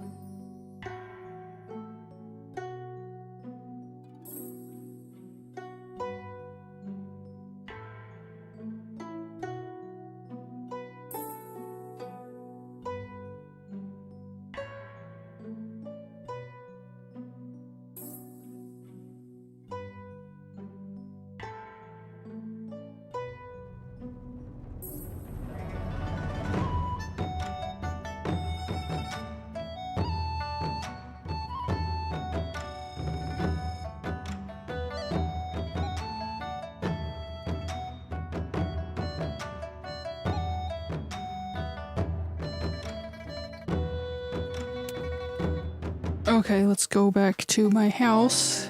You walk here and there in the palace and learn about many things you have never heard of. Do you want to go back for a rest or continue to take a stroll elsewhere? Well, she's a fox, so I think she's the type of person who'd be restless and would just go walking around.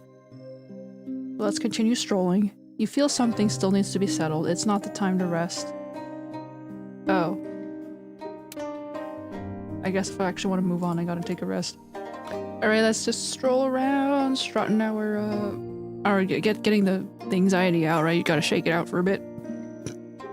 After talking to that treacherous woman named Sudaji, oof. So you go back for a rest, because it hurts your brain from having to navigate her, suspicious guard trying to kill you. You have learned about many things, but the countless complex thoughts generated from them are also troubling you. It's time to have a rest and find peace. Ooh. There's like a shloop. But just after you lay down on your bed, a window suddenly swings open, followed by a bamboo slice that darts into the chamber and runs into the head of your bed. Holy crap. You look outside hurriedly, only to find a blurred rising figure that disappears into the distance. Oh, that's a very high fidelity picture of the figure that's supposed to be blurry. You take the bamboo slice and find a scribbled note on it. Meet me on the Star Picker's platform. Dude, there's no date. You mean right now? Oh my god, it's like 3 a.m. and I gotta go meet this person. They really had to shoot a dart into your headboard. I mean, I guess it's better than, like, touching you, like if you shake someone awake. Or maybe she's the type of lady who will just, like, smack you in the head if you wake her up. So we go to the Star Picker's platform and meet with this mysterious figure. 使命与责任是枷锁，也是无法逃脱的命运。 Duties and responsibilities, they are shackles inescapable. Yep, that's true. You arrive at Starpicker's platform. However, the figure is nowhere to be found after you try your best to find her. Ah, there you are. Suddenly, a low and familiar voice begins to speak, and then a fierce gale strikes towards you. The next moment, your arms are bound before you can act. You have been on full guard against the sudden occasion. However, you fail to sense any sign before the opponent strikes. You are alarmed and can only exert all of your force while reciting spells. Finally, you get rid of the iron grip with much difficulty and issue a counterattack immediately. Alright, this mysterious masked figure is, really decided that handcuffing me is like the best way. You know, it's like, hey, let's meet. I'm gonna also handcuff you. Like, come on, man. Like, really? Like, anyway, it's okay. All good. Deal 6 damage. Deal some damage. You have a lot of shielding. Damn.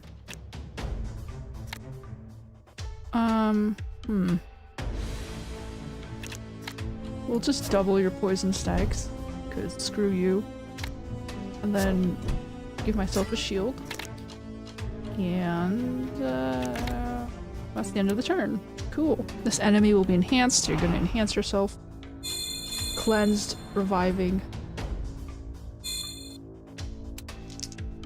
You're immune to imminent debuffs when the round begins. Damn.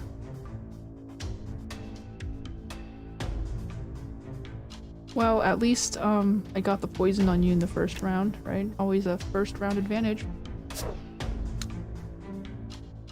Wait, I can steal buffs, right? Well, can I... Yeah, I think I'll steal your buffs. Wow, that's pretty OP, actually. Alright. We'll inflict more poison. Oh, snap. And then extend the debuffs already on you, because why not?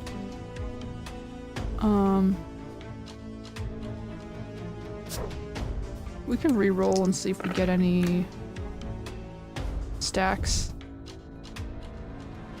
Yeah.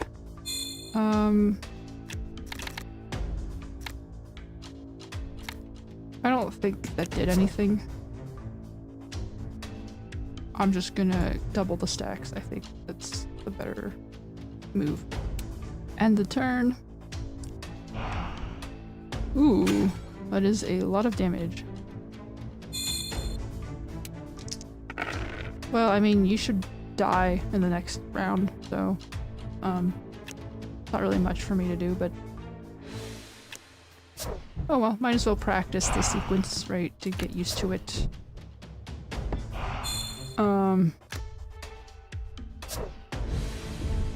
Just because it's really funny, I feel like, to see you have 400 poison stacks. Anyway. Let's just end the turn. There we go. That's what you get for messing with me, lady. Don't try to, like, handcuff me. Like, come on. Just talk it out, right? We don't have to be so mean. Good. The opponent is knocked back by your attack, yet he seems without a scratch. Even his voice is brightened up a bit by praise. You don't forget to practice, even in a place full of luxury and pleasure. Who are... You try to ask him, but he grabs you and jumps into the air. His figure leaps through the 9 floors of Starpicker's platform, carrying you upward. Oh, it's a guy. Okay, maybe it's an old guy. You feel as if you are stepping on clouds. Then you come to your mind again and find yourself at the top of the building. The person releases you and turns to you, and at this moment you notice his all black attire and a fox mask. We can only have a confidential talk here. He sighs. His tone seems to come from a familiar person.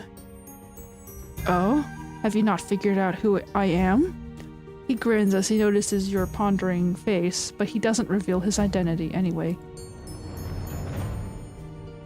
king of Sway, Sudaji. This is a joke.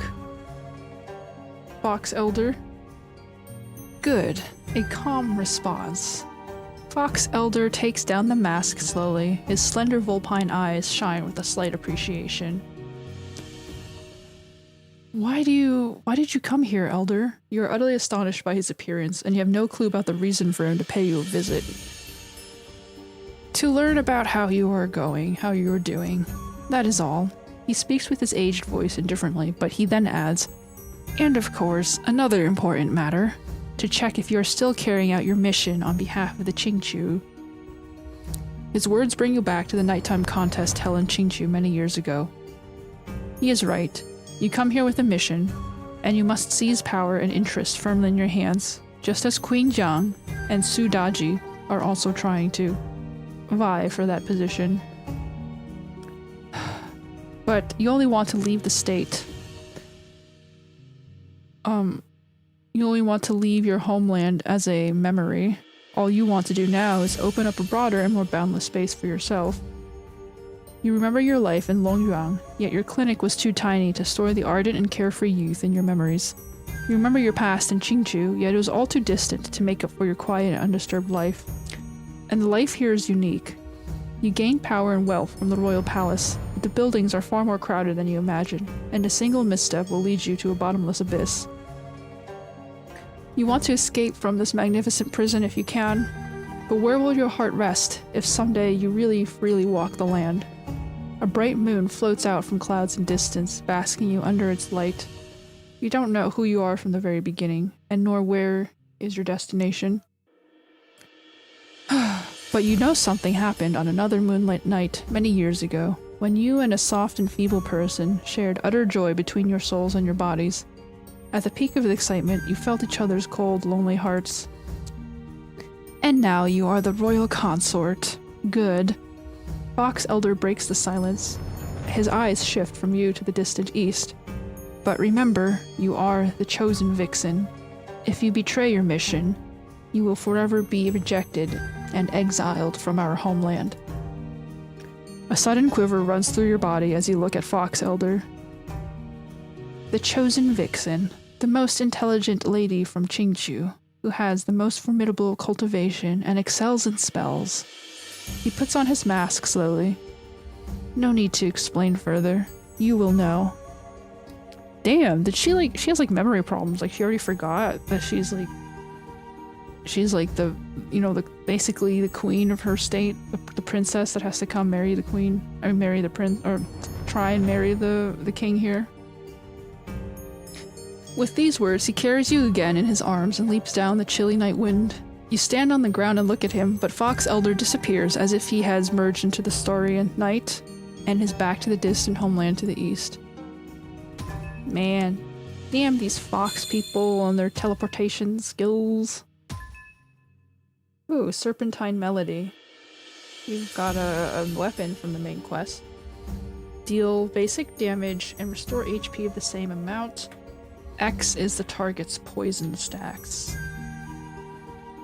Wow. That is pretty OP. Damn, like maybe... I don't know. You can double poison stacks if you, what's the skill that doubles the stacks? Oh, it's this one. But you need 2 yings and a yang. Actually, you don't. If you can get 3 yang tokens, you can cast any skill, including this one. So that's interesting. But the Purifier is a pretty good weapon, right? For 1 yang token, you apply 3 debuffs, which is really helpful and not, it reduces the opponent's damage that they deal. So it makes you a little bit tankier. And then you have this Curse of Poison. Oh, actually... Well, I don't know, because this also steals debuffs, which is very helpful. But now that I think about it, if you have this doubling the stacks, and then you use the weapon that doubles stack, then you will deal a lot of damage. Right? Like, that's actually a lot of damage. Like, I don't know how to explain it. Okay, let's see. Obscure Guard. Gain 8 shield. Dim Cage. Gain 6 shield, gain 2 random die. I mean... yeah, anyway. So... so we have to go get a reminder of our past, which is pretty sad. After the dream. Wait, the dream? You don't remember how you managed to return to Cloud Resort and fall asleep. It has been many days since the encounter, and the same dream keeps appearing in your sleep.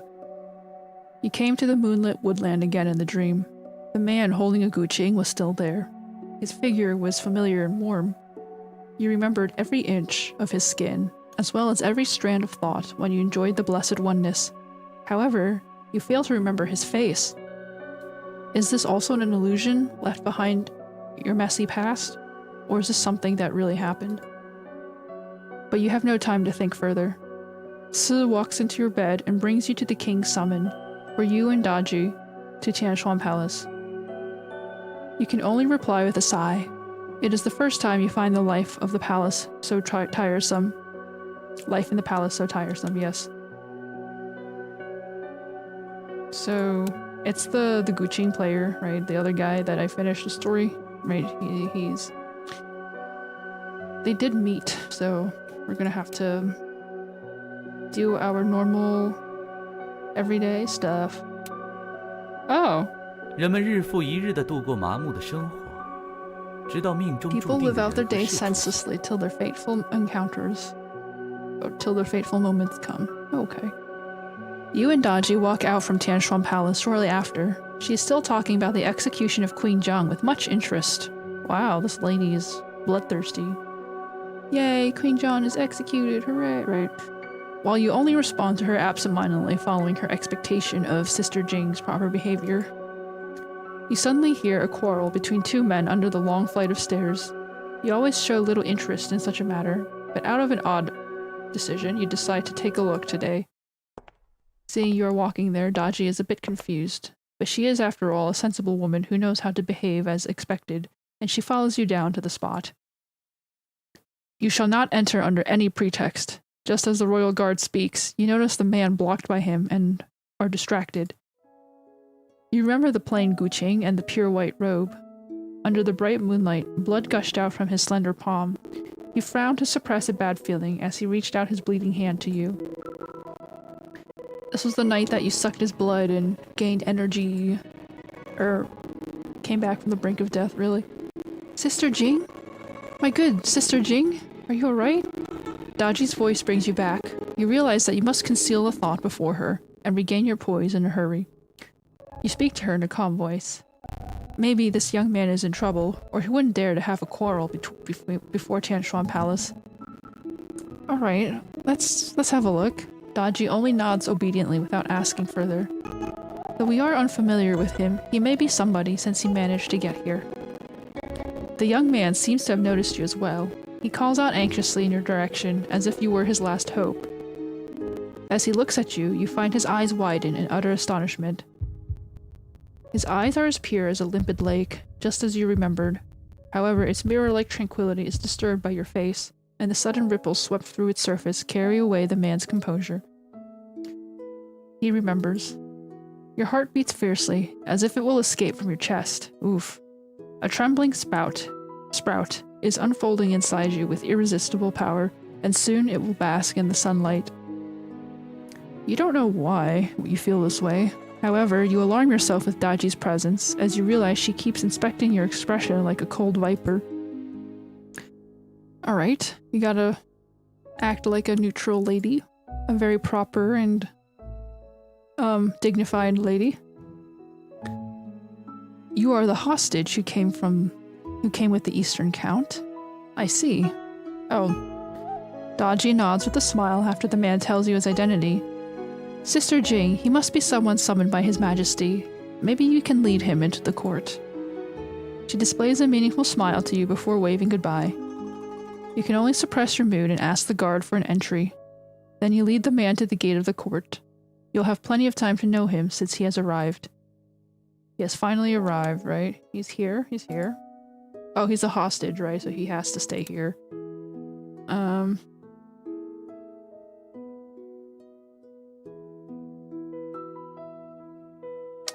Okay. I mean, cool.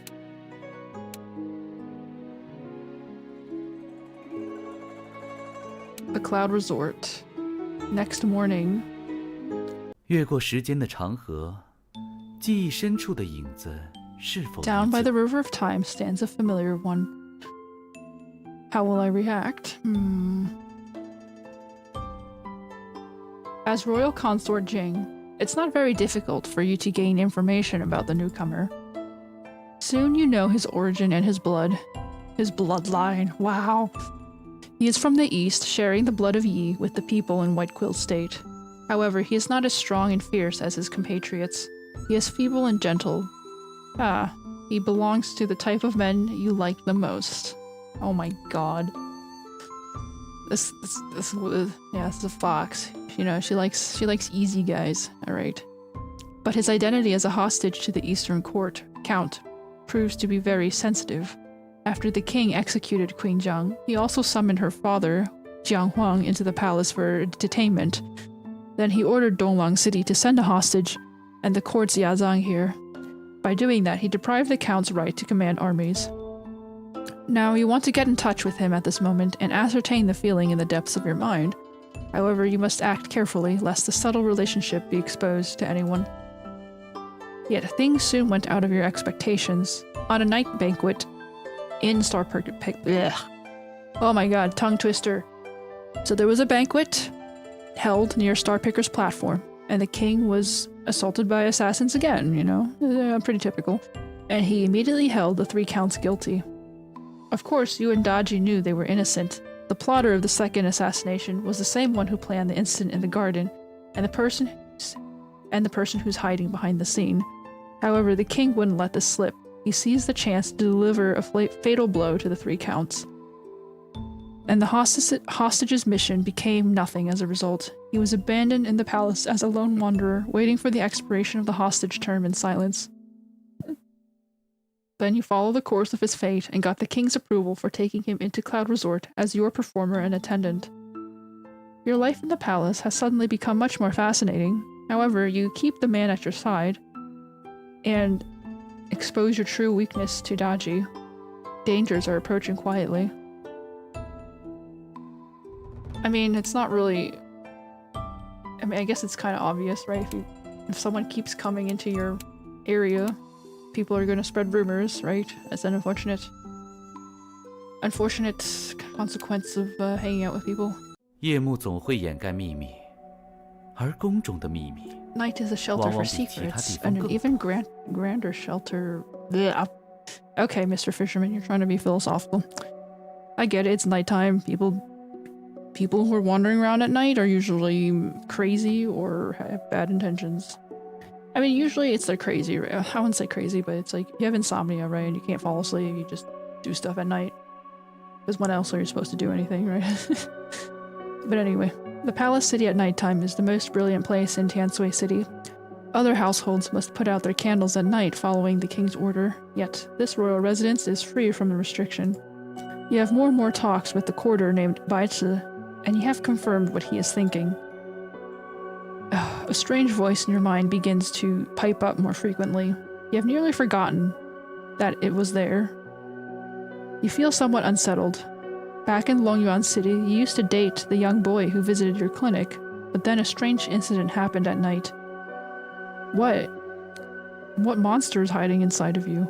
And why the cutting pain, the desire for blood, and the frenzied thoughts? Are they all illusions or real? You don't want the same thing to happen again before Baizi. Now you're walking in the palace city under the night sky. You decide to find the secret of your mind at any cost. However, an unexpected figure appears at the side gate. You recognize her, Su Daji. She approaches the gate guard and seems to be telling him something. Then she hands him an embroidered purse before sneaking away. This is very alarming. You have to follow the dangerous woman to see what important thing needs her to go out at midnight.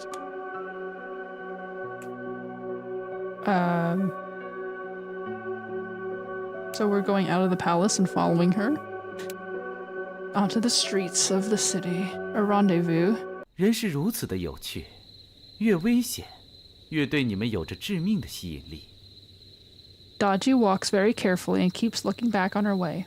However, as a common woman, her perception is much inferior to that of martial arts practitioners, and it's not difficult for you to reveal your trace from her.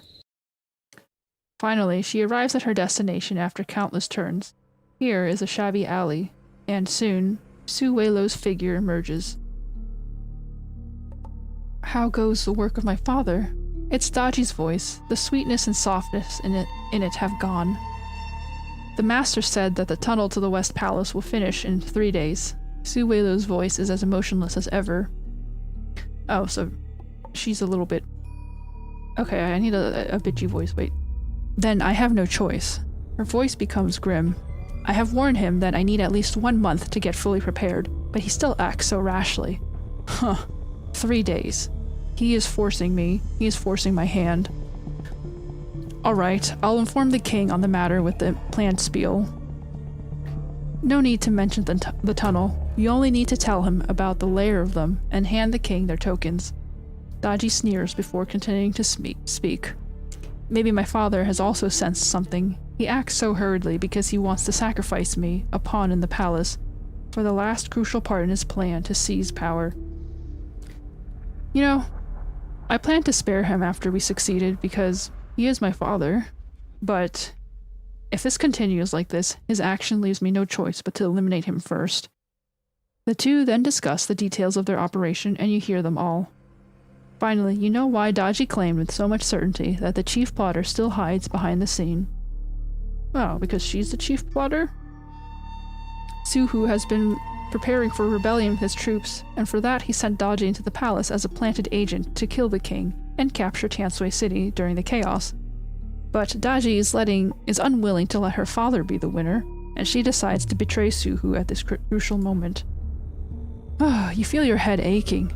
You spend the days getting along with Baichi in Cloud Resort, and you are increasingly tired of plots and conflicts after enjoying a peaceful life. You would think about how to deal with or make use of Daji's plan. Well, the old you would have done that, but now what you want the most is to keep yourself from the matter, and to not get involved. You are distracted briefly. But that lapse in concentration proves to be very bad because you have revealed your presence. You lean forward carefully to see what happened, but Su Weilo's sinister voice rings out from behind. Surrender now, no matter what you have heard. His aura extends following his words, enveloping the alley with a vile and fierceness. You know your condition is far from good. Well, you must defeat him now if you want to win. Well, I mean, if you want to survive, right, you have to defeat him now. Oof. Oof, oof. We have to fight this guy. I mean, I'm like level 18, so it should be fine. But let's see. We are trying a different thing. Right, we can debuff him. And then deal damage. Gain 6 shield. Gain 2 random die. We can double his poison stack. And then double them again. Ooh, that is a lot of damage.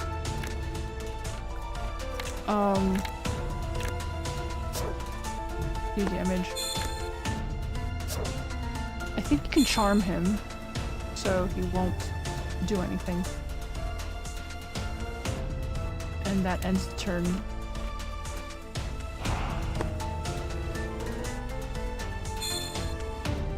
since he won't fight when he's charmed, but anyway.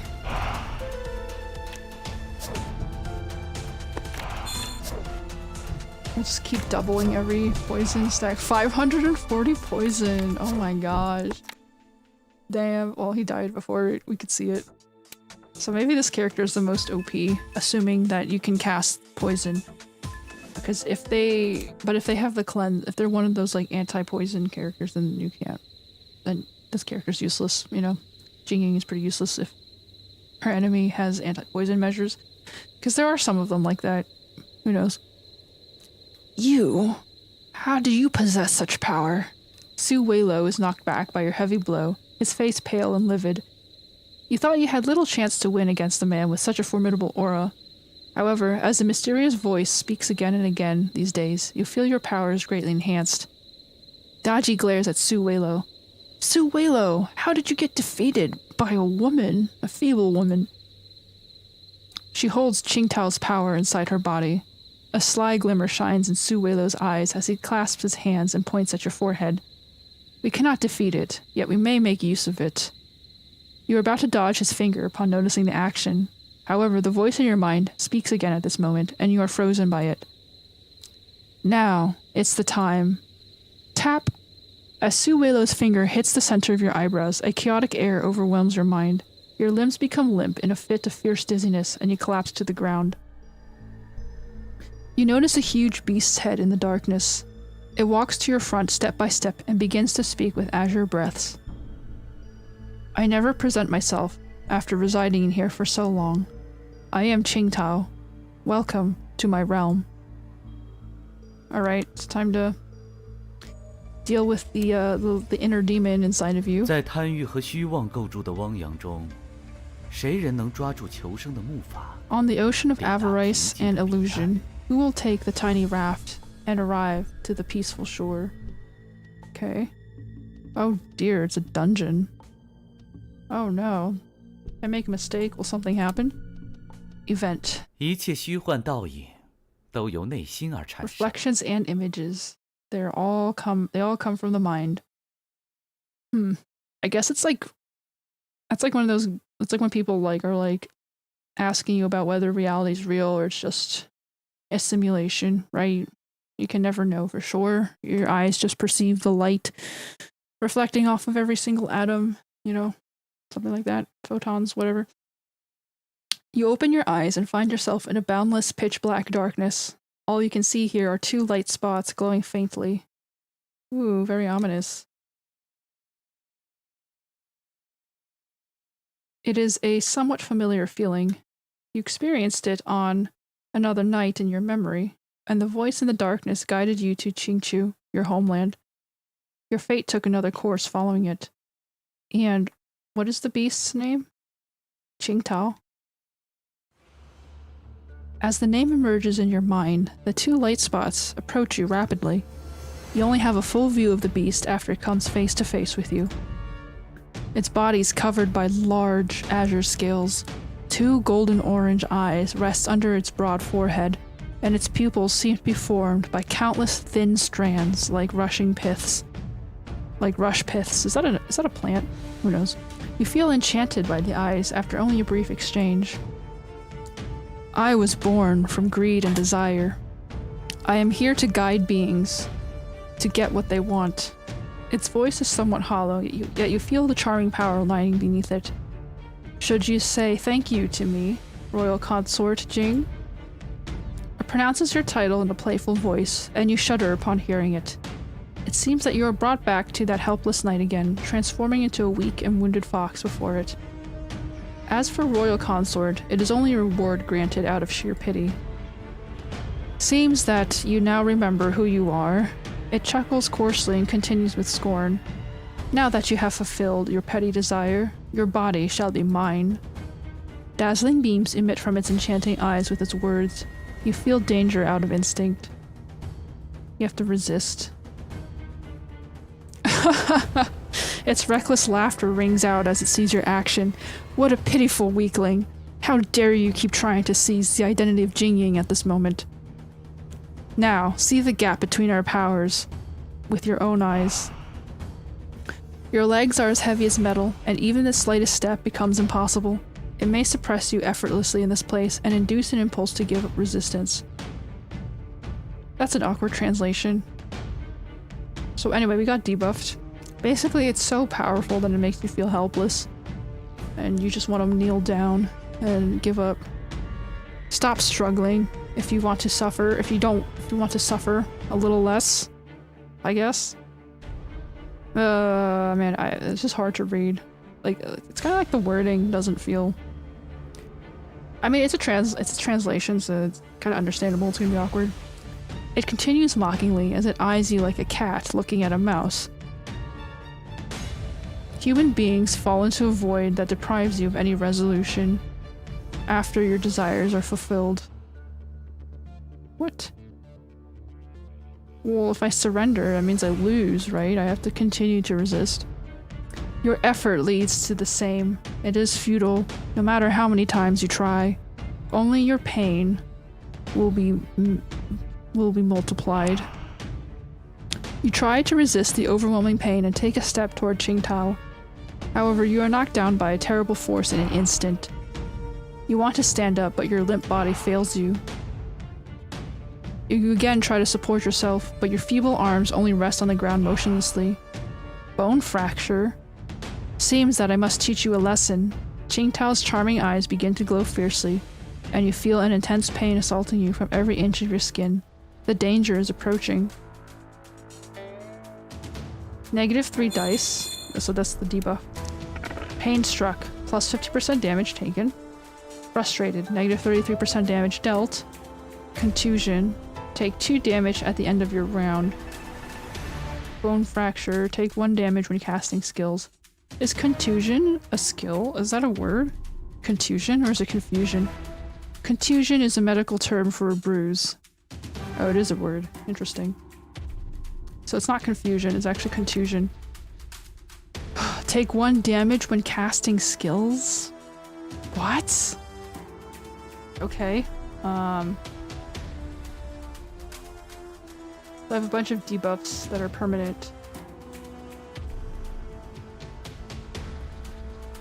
Alright, Qingtao, Mr. Dragon. I know you're very powerful, but so am I, you know? Ooh, gross. He's got like drool coming out of his mouth.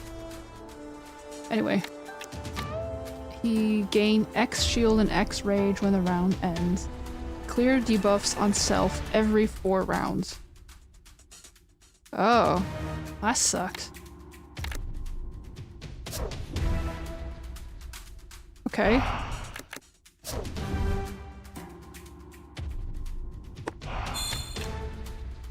The purifier. There we go. We're gonna give you the same debuffs because... yes. Anyway, poison. Gain 6 shield and 2 random die. That didn't do anything. Okay, we can try re-rolling and see if we get what we need to get. Nope, that didn't do anything. We'll re-roll again. Anyway, might as well try for it. Okay, we'll do this. We'll double your stacks and quadruple your stacks and end the turn there. You know? Oof. I am glad I have this build because it means that we can do some ridiculous, whatchamacallit, some ridiculous things. Do I want to gamble or die? I don't know. Maybe I will. I'll gamble for it. Ooh, nice. We won the gamble. Full beans. I don't know if it does anything, but... or deal some damage. Just cause, why not?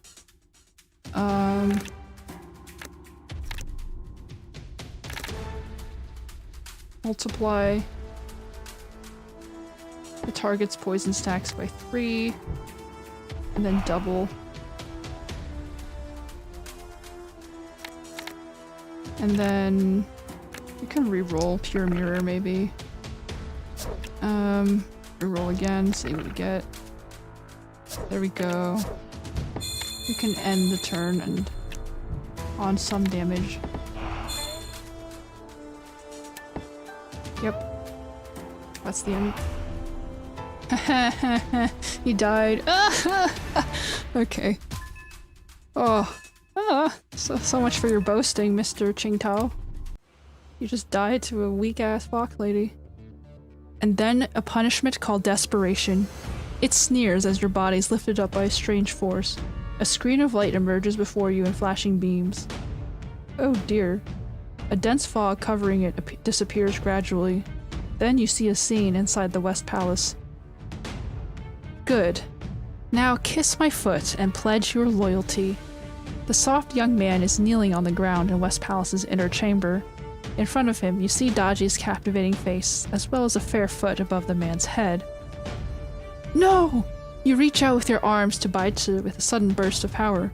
However, your hands move through the screen, and nothing happens. A fierce despair runs into your mind, and you fix your eyes on the light screen.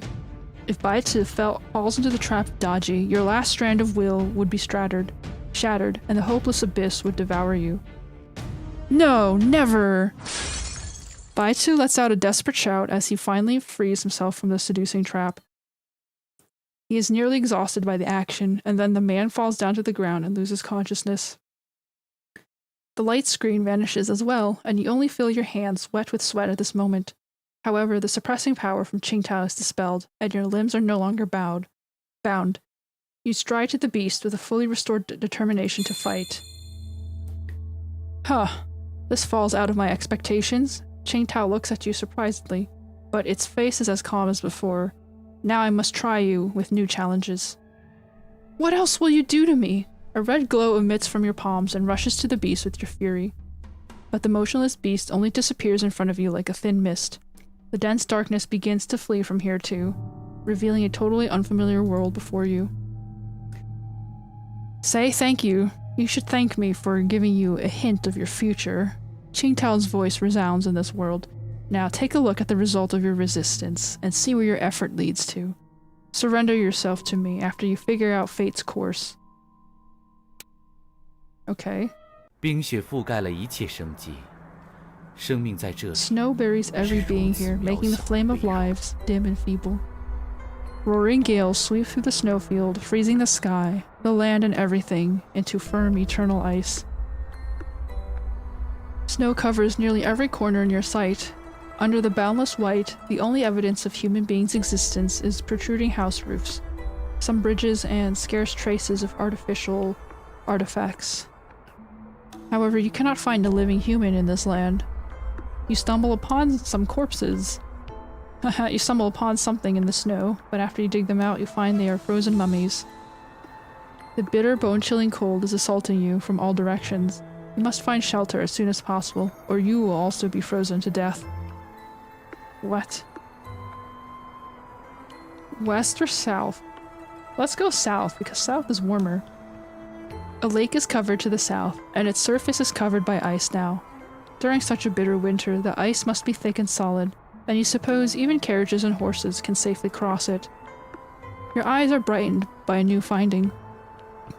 There is a hut near the lake, and upon further inspection, you find it is a half-closed makeshift shelter. Someone has left simple tools and fishing gear inside of it, as well as a dry animal hide bearing a note written with dark ink. The sudden snowstorm has trapped me here for more than 20 days. My stone chisel becomes blunt, and now it can hardly break the ice on the lake. My kindling is decreasing too. Maybe it's better to try my luck elsewhere than wait my end here. I'll leave these articles for the next person trapped here. Damn. Take the gear to catch fish from the lake. I mean, yes, you can catch some fish. You express your gratitude silently to the gear's owner, then you take them and set off to find food from the lake. You need 2 Yang tokens. I'm probably gonna fail. You failed the roll.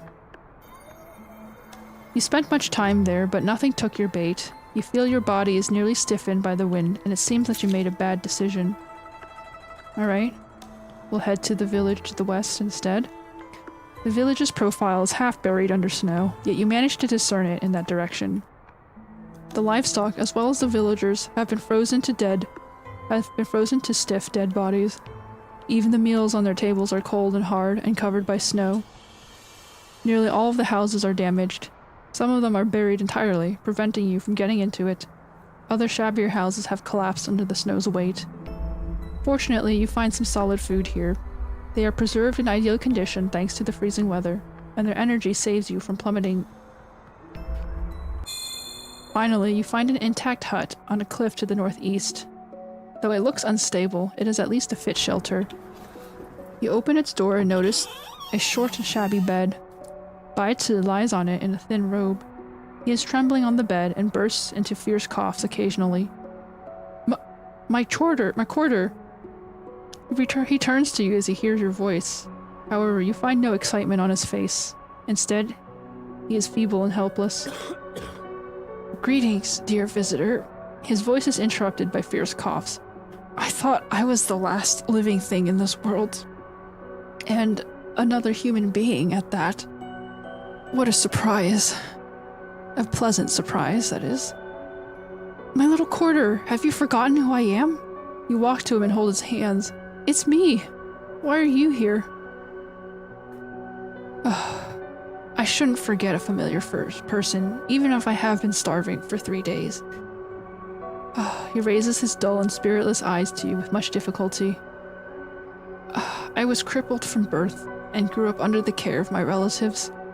They even left me with food in such a disaster. I live to this day out of sheer luck.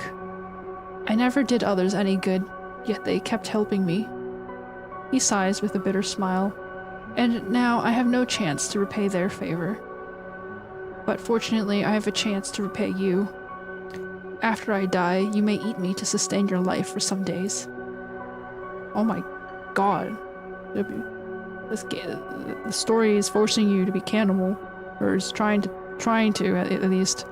Hearing the strange and sorrowful words from the man you are missing badly, your eyes are wet with tears. Maybe he is not Baitu. He is a Baitu from a different dimension, but you won't give up on him as well. You hear the roars of beasts from outside the hut. They are attracted by the last breath of humans, seeking the right to survive in this icy apocalypse. But you will turn them into tasty meat yourself, as food for the only familiar one in this desolate world. Oh. Damn. Gotta hunt some monsters. They're all like 100 HP behemoth. You know, well, not behemoths, but they're very tough. Alright. Lingering aroma. I get all of them poisoned.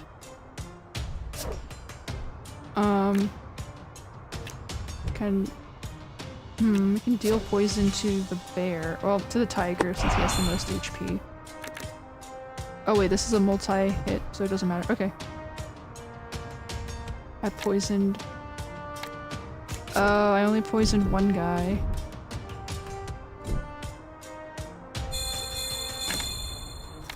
Okay, I'll poison this other guy. And then... hit this wolf. You can gain 6 shield and a random die. Oh, nice. Who's gonna do the most damage? It's the tiger, right? We can charm the tiger so I won't get hurt, hopefully. And let that tiger die on its own.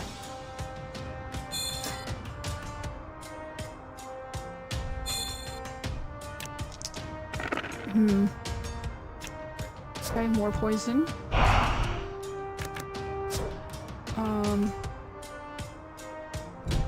Probably double the bear's poison. And then also the tiger's, well...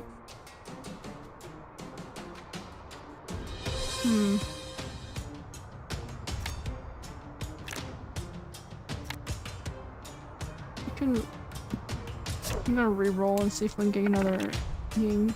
Okay, that's good. That worked out.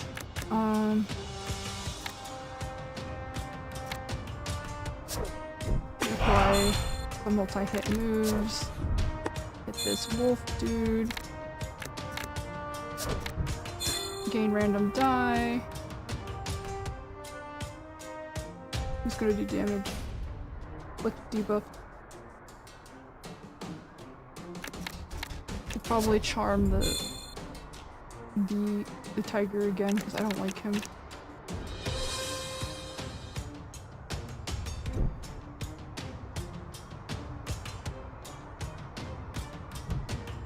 I can get rid of the bear, I think. He'll die in the next turn. And then debuff that tiger. Alright, so I did what I had to. Let's see. Right, more poison.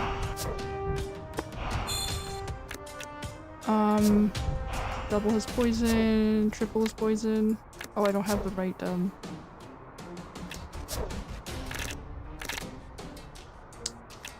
I don't have the right die. Gotta reroll.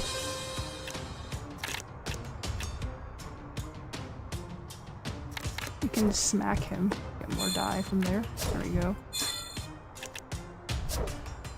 Nope.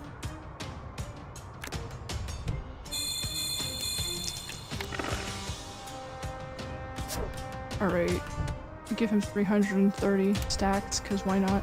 For that 17 HP. Okay, so we're fine. We're good. Cool. Cool beans.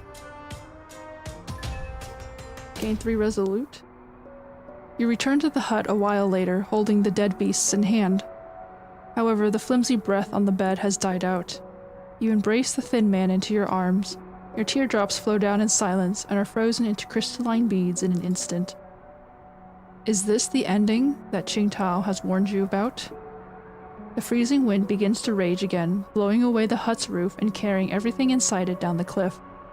And you fall into the white abyss with your beloved, holding his body tightly on your chest. Oh, yeah, that's pretty gruesome, man. Like... 又一个悲惨的末世，你又将如何 Another 迎接自己的 miserable end 命 of the 运？ world. How will you meet with your fate this time? Damn, dude, like... This dragon really wants to discourage me. You know, he's trying to show nightmares. You open your eyes with much effort and are greeted by a fetid reek. How do you pronounce that word? Fetid? Fetid? The sky is yellow and foggy, and the ground is covered by mud and foul water. A moldy smell comes from a wooden hut beside you, and you have to hold your breath.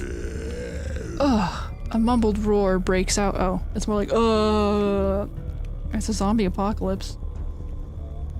You see a peasant, clad in rags, approaching you with unstable steps. You are happy to find a living being here. You can greet him? You walk to him for a greeting, but the man makes no reply. Instead, he quickens his steps. He hastens and rushes towards you in a stagger. Stop! You shout out to stop the man, and after noticing your warning was totally ignored, you swivel rapidly and deliver a powerful strike with your lean leg. Your kick lands just on the creature's shoulder. Anyone who is kicked by such a powerful move should cry out in pain, but this man seems totally unaware. He only pauses briefly upon being hit, and his hands reach out to your leg. The creature raises his head, and you notice his twisted, gruesome features. A proper human being would not look like that. You are frightened by this finding, and your moves are delayed. However, the creature has seized your leg, and you find you are unable to get rid of its iron grip. The next moment, you see the being opening its mouth and about to bite your leg. Shah! A white beam darts by your side in a piercing sound and runs deep into the creature's mouth. A metal arrowhead can be seen from behind its head. The arrow passes through it. My lady, it's dangerous here. Leave with me. A familiar voice is speaking. Your eyes widen in utter surprise as you see the face of the handsome man leaping down. Bai Ci. My quarter! Did you come here to save me? You grasp his hands excitedly, but his blank eyes tell you a clear fact. Just as the man you saw in the icy world before, he does not know you. This land is infested with a sudden and strange disease, and ordinary people have turned into senseless zombies. And I notice you're still unaffected. So beware of these creatures and do not get injured. A wound from the zombies will lead to severe consequences. You nod at his words, but nearly all of your attention is on him. The little quarter you remembered is a soft young man clad in robes, always holding a guqing in hand. But now, the man looks so courageous and powerful in a fighter's suit, and he even protects you actively. I've never expected such a fascinating mien to come from him. You follow him closely, and yet your mind is occupied by rosy fancies. However, the disturbance of the fight draws the zombies in all directions. You try to break out from every possible spot, only to find you are surrounded and pressed on by a huge group of enemies. It seems that we must make our way out by killing them all. He exchanges a look with you and puts a fragrant sachet into your palm. This aroma can protect you from being affected by the miasma, and so please keep it with you. But what should you do if you give it to me? Zombies begin their gruesome charge at you before you can finish talking. Then you turn rapidly and fight against the enemies hand to hand. Oh dear, these guys are melting. And they're covered in like blood. Okay, well we can probably just cast a bunch of skills and...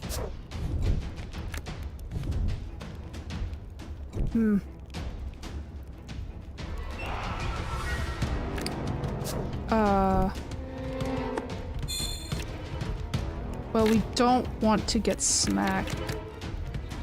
Right, so if we let one of them...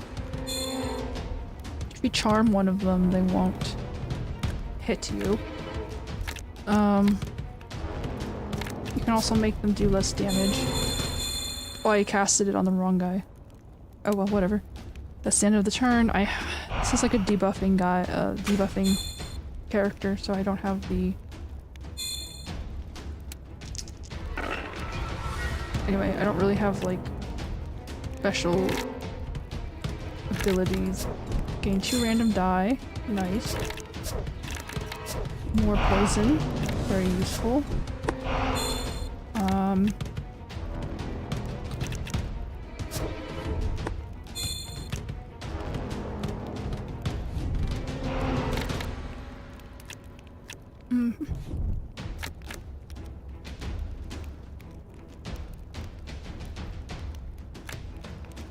Deal damage. I don't want to do any... Alright, we'll just continue on and see what happens.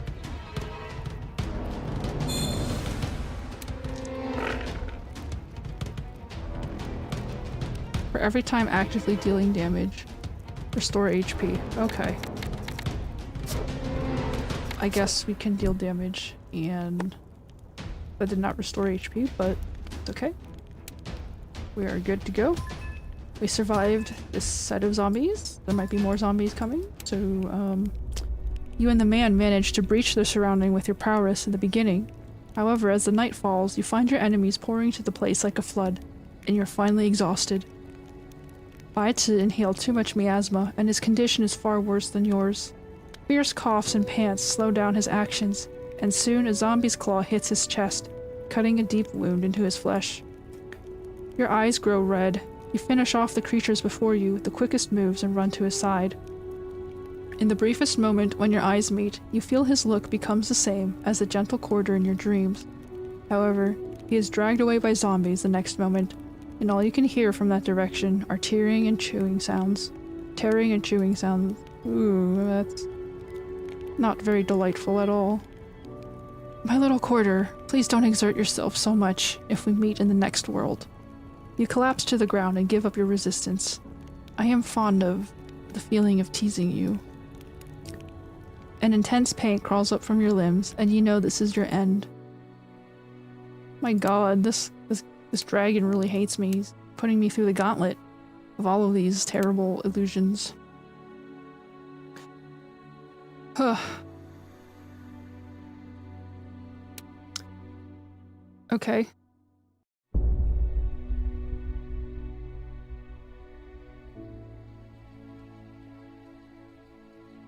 Cost 15% of the HP and apply to charm. We can try that one.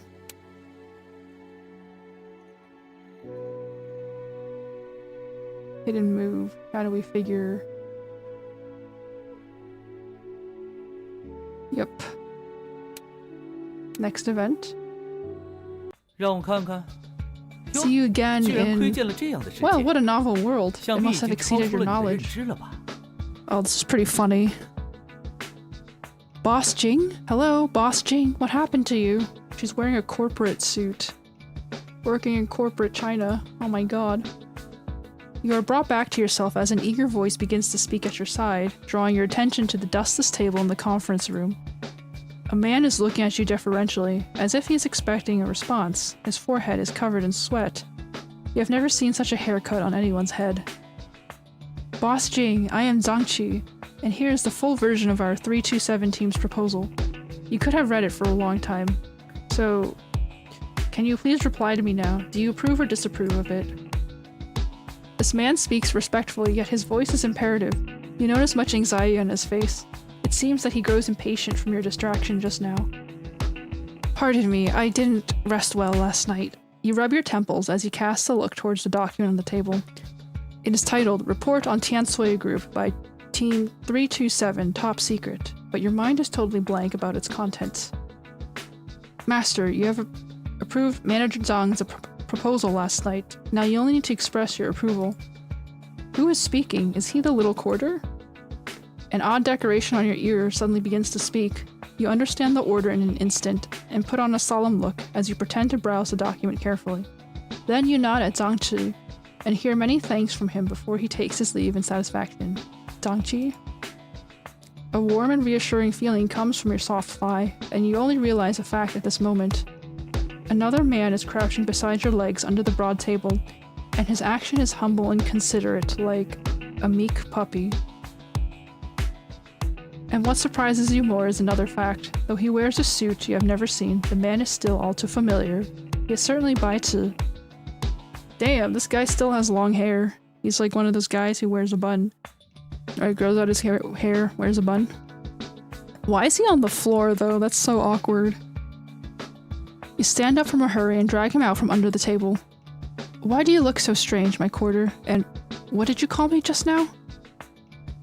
Master. He is startled by your sudden haul, and as he answers your question, his cheeks begin to glow as if he becomes shy. Ah, that's the feeling of teasing you. You remember the scene of your last calling on the land full of zombies, and you feel delighted upon seeing Bai Zi here. Master, today's schedule has come to an end. It's time to go home. A hint of inexplicable shyness flashes by his cheeks as he pronounces the last two words. Alright, and if so, please lead my way home. You smile and pat his head out of mysterious thoughts. His handsome face flushes in an instant, displaying a cute look you have never seen in your life. Alright, so you're in a modern society, going on the streets. Oh my god, and then you get assaulted by mobs. We haven't made a mistake. That's her! Just as you walk to a remote spot, a series of hurried steps come towards you from a street corner. You raise your eyes to the source of the sound and find a group of people clad in white-gray coats. They draw out oddly shaped blades and rush towards you. Who are you? Bai Zi protects you behind him and yells at them. You ordered Zhang Qi into such dirty work, and now we do not mind dealing with you at the cost of our lives. Their leader gestures towards you, and other killers dash without a word. Oh my god, she's like a mafia boss in the future. I guess it's like mafia martial arts. It's like one of those like, you know, like mob, I don't know what you can call it, like martial arts in a modern world, you know? Like, anyway, I'll just put some shielding on myself. We will give them some poison. Double the poison on both of them. And smack the guy. Because, yes, you can re-roll and try to charm him. Charm someone. It might not happen though. You might not get the roll. Yep, did not get the roll. We're gonna end the turn. I'll let their poison play out. Ooh, shit. Oh my god. I'm almost dead.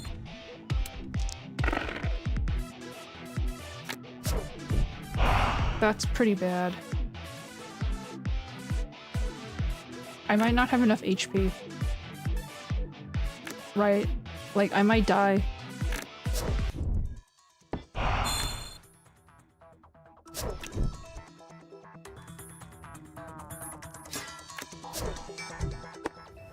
Okay, if I keep attacking, I can gain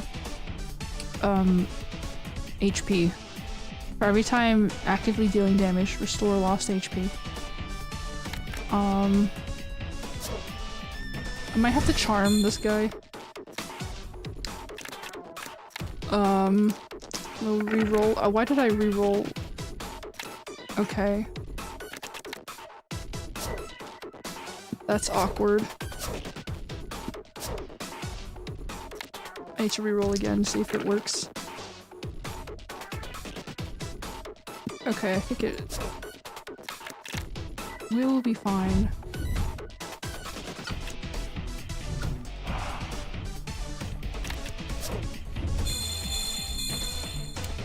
Anyway.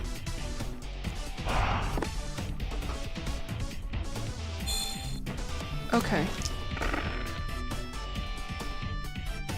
Luckily, we can recover, so if I smack this guy, I just have to deal damage to gain HP for myself. Right.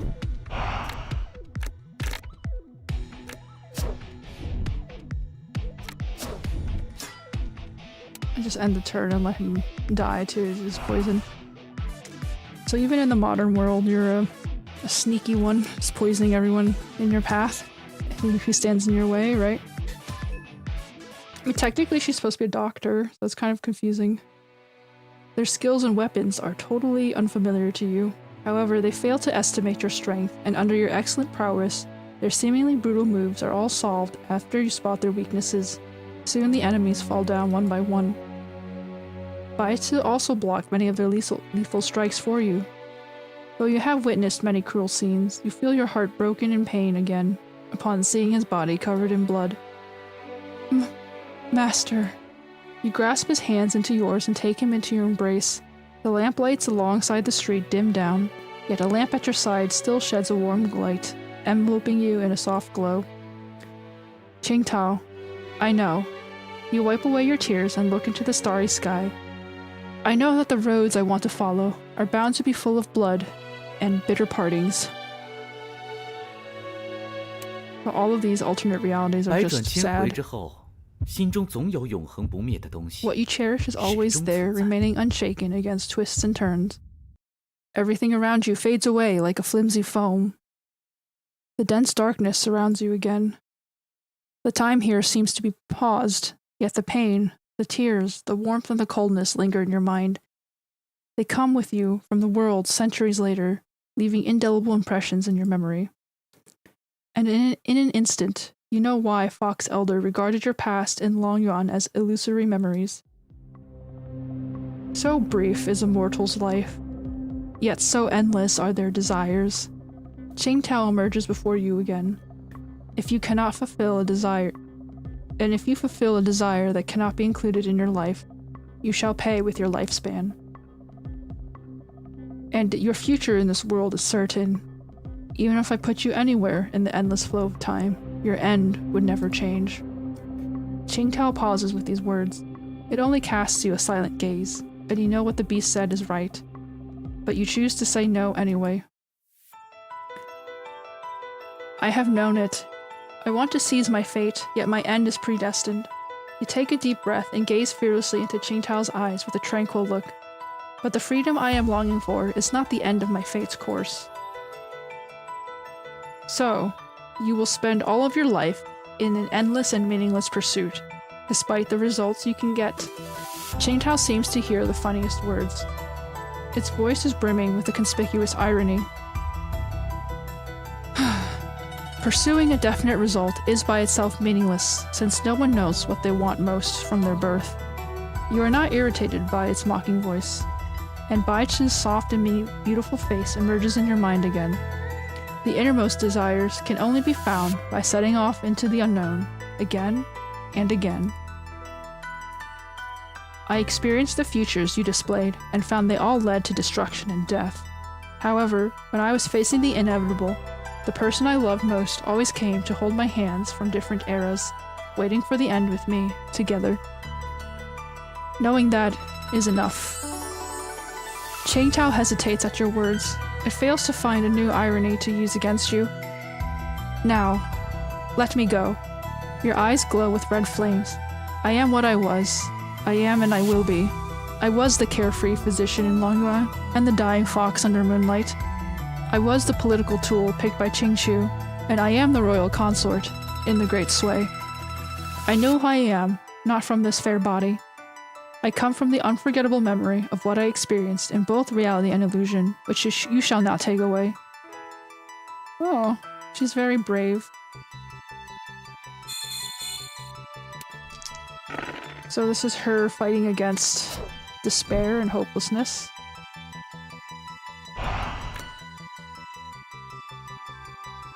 Can I charm him? Oh, you can. You can charm an illusion. Damn. We'll put the curse of poison on you. Probably do a little bit of damage. Oh, I have to re-roll. Nice, we got the roll. So he's pretty much... I mean... if I could get the Yang... Okay, that's a good sign. We were able to use every single card that we have. That is very nice. He does buff himself though, even if he doesn't attack me.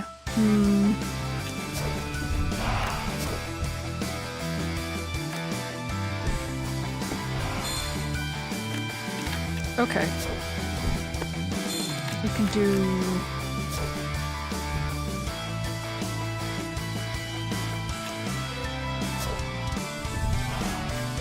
a lot of damage.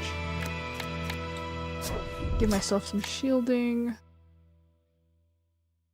I think he should die in the next turn. So we will end this roll. Wow, we can kill a 600 HP dude in 2 rounds. That's pretty OP. Jingying is a sleeper hero. Ooh. Azure Wings Robe. The passive effect is gain 1 token for every time an active skill deals damage to a poisoned target.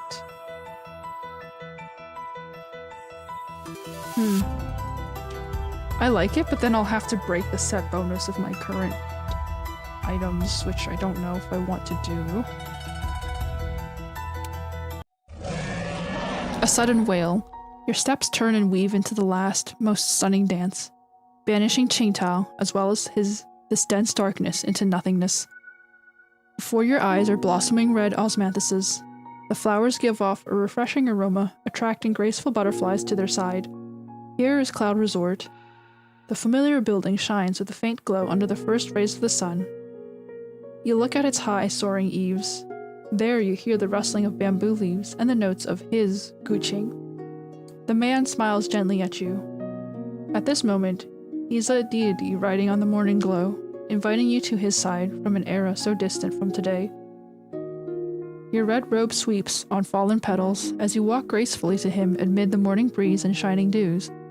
No matter what will happen to you, you have made your decision to be at each other's side forever. Aw, that's very sweet.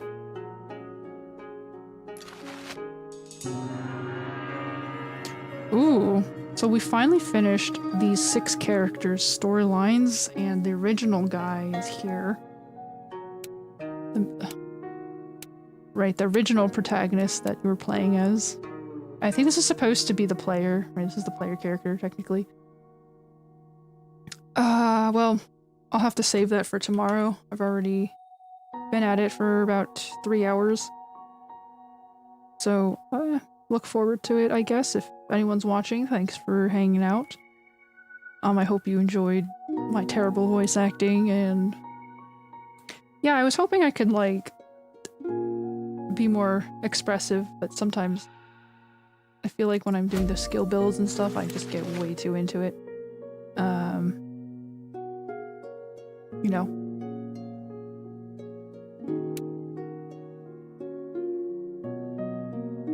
yeah, so let's see.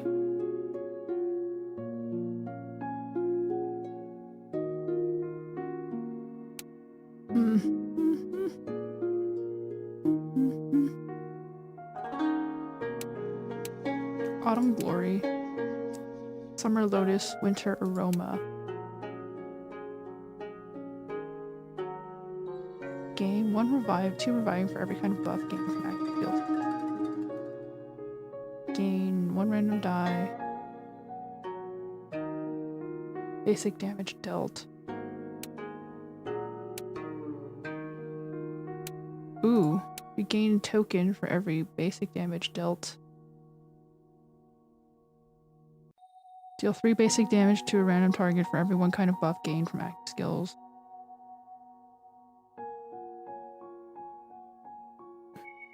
I mean, I don't need a bajillion tokens. I feel like this guy already gets a lot of tokens.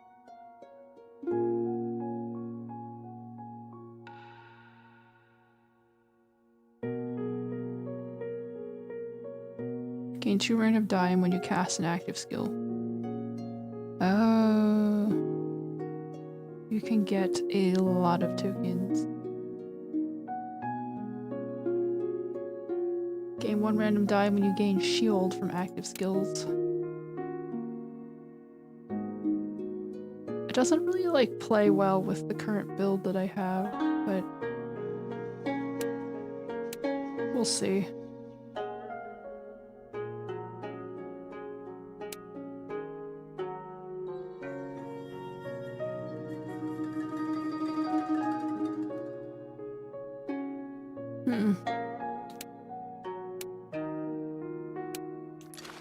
The Rubble Hills. Are there any other items I need to win, first of all? No, it's just Desolate Woodland. I'm like missing, right? Like it kind of frustrates me that I've never gotten the item from the Desolate Woodland. Right, because you're supposed to have it, but I never got it. Unknown Camp. Unknown Camp is the other item that I'm missing.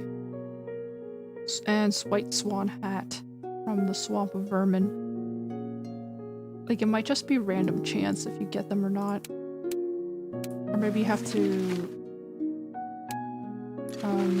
get past a certain story. Where is the Swamp of Vermin? The Swamp of Vermin is... Oh, you might have to grind with Quay instead of Xiao. Right. But anyway, I'll think about it later. We can do some completionist stuff later.